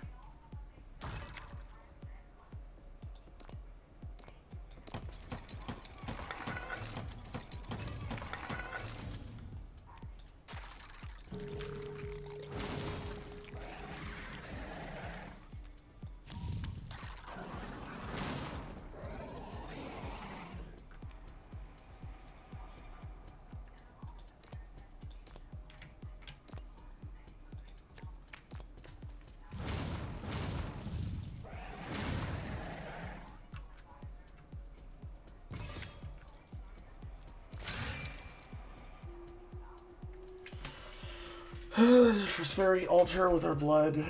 Reduce the gold cost of all our buildings. Now I have exactly 10 days left to find the shit that I'm looking for. Which one I'm looking for is more knowledge. And having to build the Statue of Rust on a collapsed mine.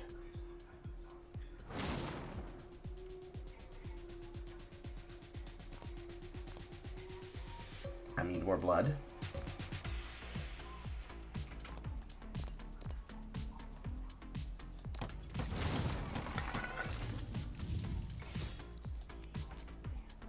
That's my problems in half.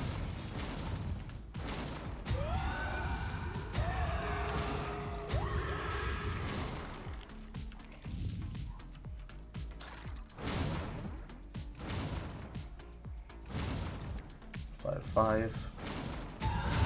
7. And only a couple seconds fucking remaining.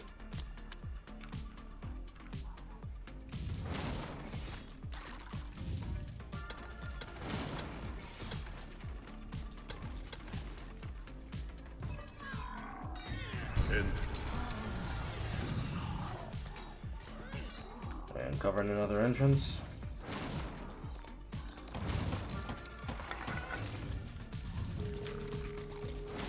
But unfortunately, we are now out of unit production. So even with the extra time, I do not have enough units.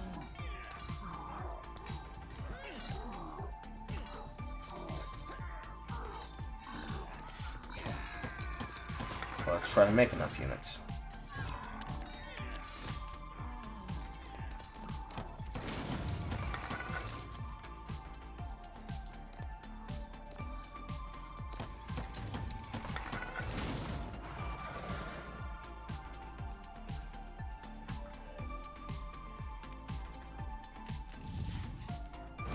So unit has to go through here. He has to go through here.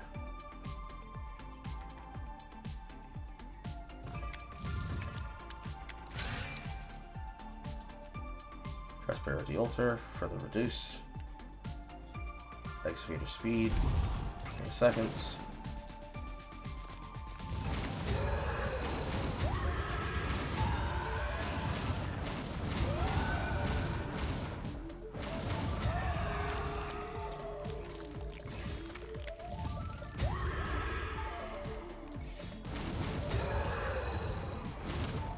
10 here.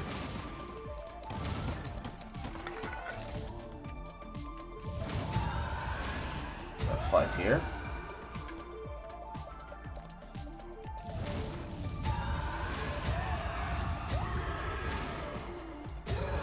That's 7 here.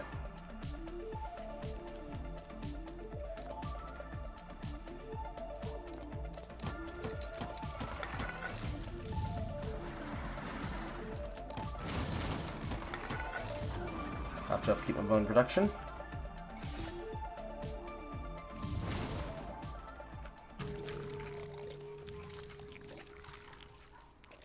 Do I have any extensive money? Yes, I do.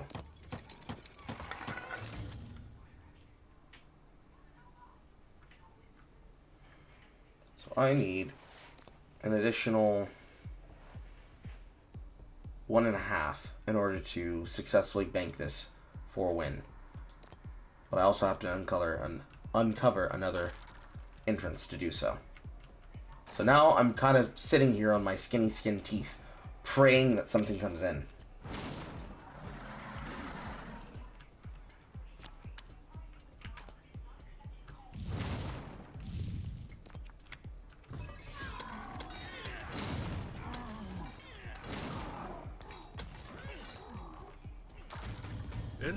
Victory condition. Okay, we found the other one. We do not have enough blood. So now I have to get enough blood. I have 5 cycles left to do it in. They're ready to go here. They're ready to go here.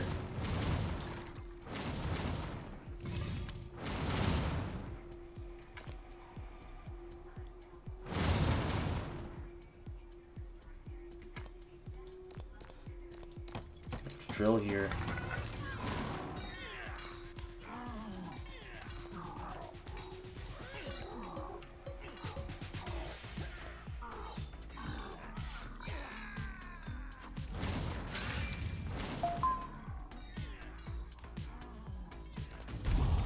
Going down on the creep.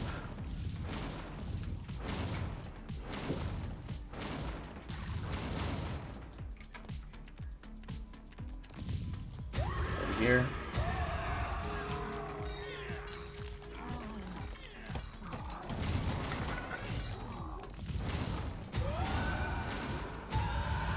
Right here. Any units here. You have enough? Ship it. The age of deliverance. We win the run, but we did not complete the challenge.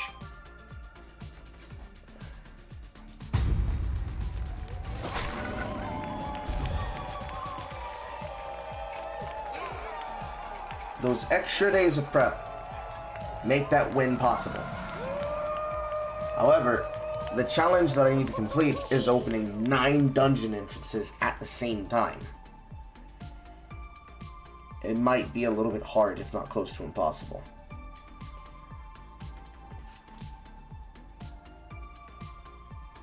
Let's see if there's an easier challenge that I can attempt to swap it with.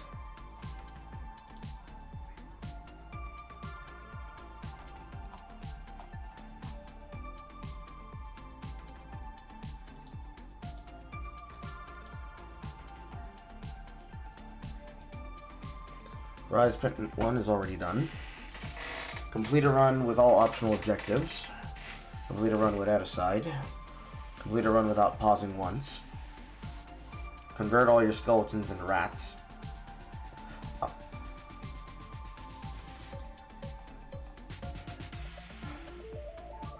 The Blood Farmer achievement is the one that would give a reward for the Deadly Path. Make a tutorial for the gods, Roline, the one who rusts the Maorita side. Make a tutorial for the blue bottle, the thing that grows, Brass Leviathan, the Mother of Tears, which would be getting a Steam voucher and a shout out for the viewers. I think Blood Farmer might be more achievable if I wanted to be a wimp and take an easier one, I could just simply take side quester and be done with it. Perhaps I should just take side quester and be done with it.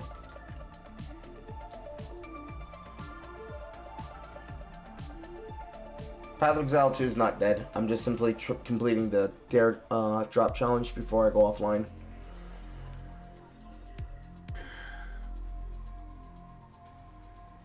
I have it stamped, and that runs successful with all optionals completed, so that's fine.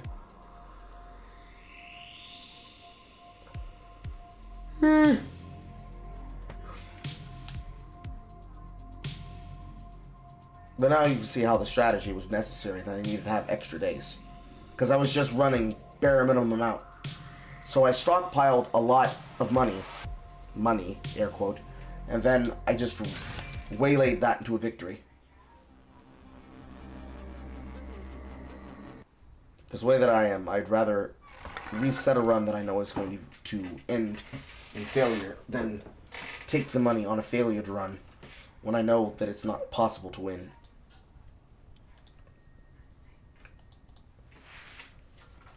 Okay. By all likely property, I'll just end up canceling that challenge and then taking the side quester one. And then it'll be a different key to be passed out, rather than a key for the deadly path. That seems to be what I'm leaning towards. Because the challenge is as long as the time it takes to do Expedition 33, which means 10 days. So canceling that challenge now and replacing it with a different one means that even though it would be marked down as a refusal, which then nullifies the reward in trade, I take a different reward challenge and still achieve payout, but it's just not the key for everything else that somebody wanted. So if somebody really, really wanted the key for the deadly path, unfortunate, but I still come out ahead anyways, so that's positive. My ankles.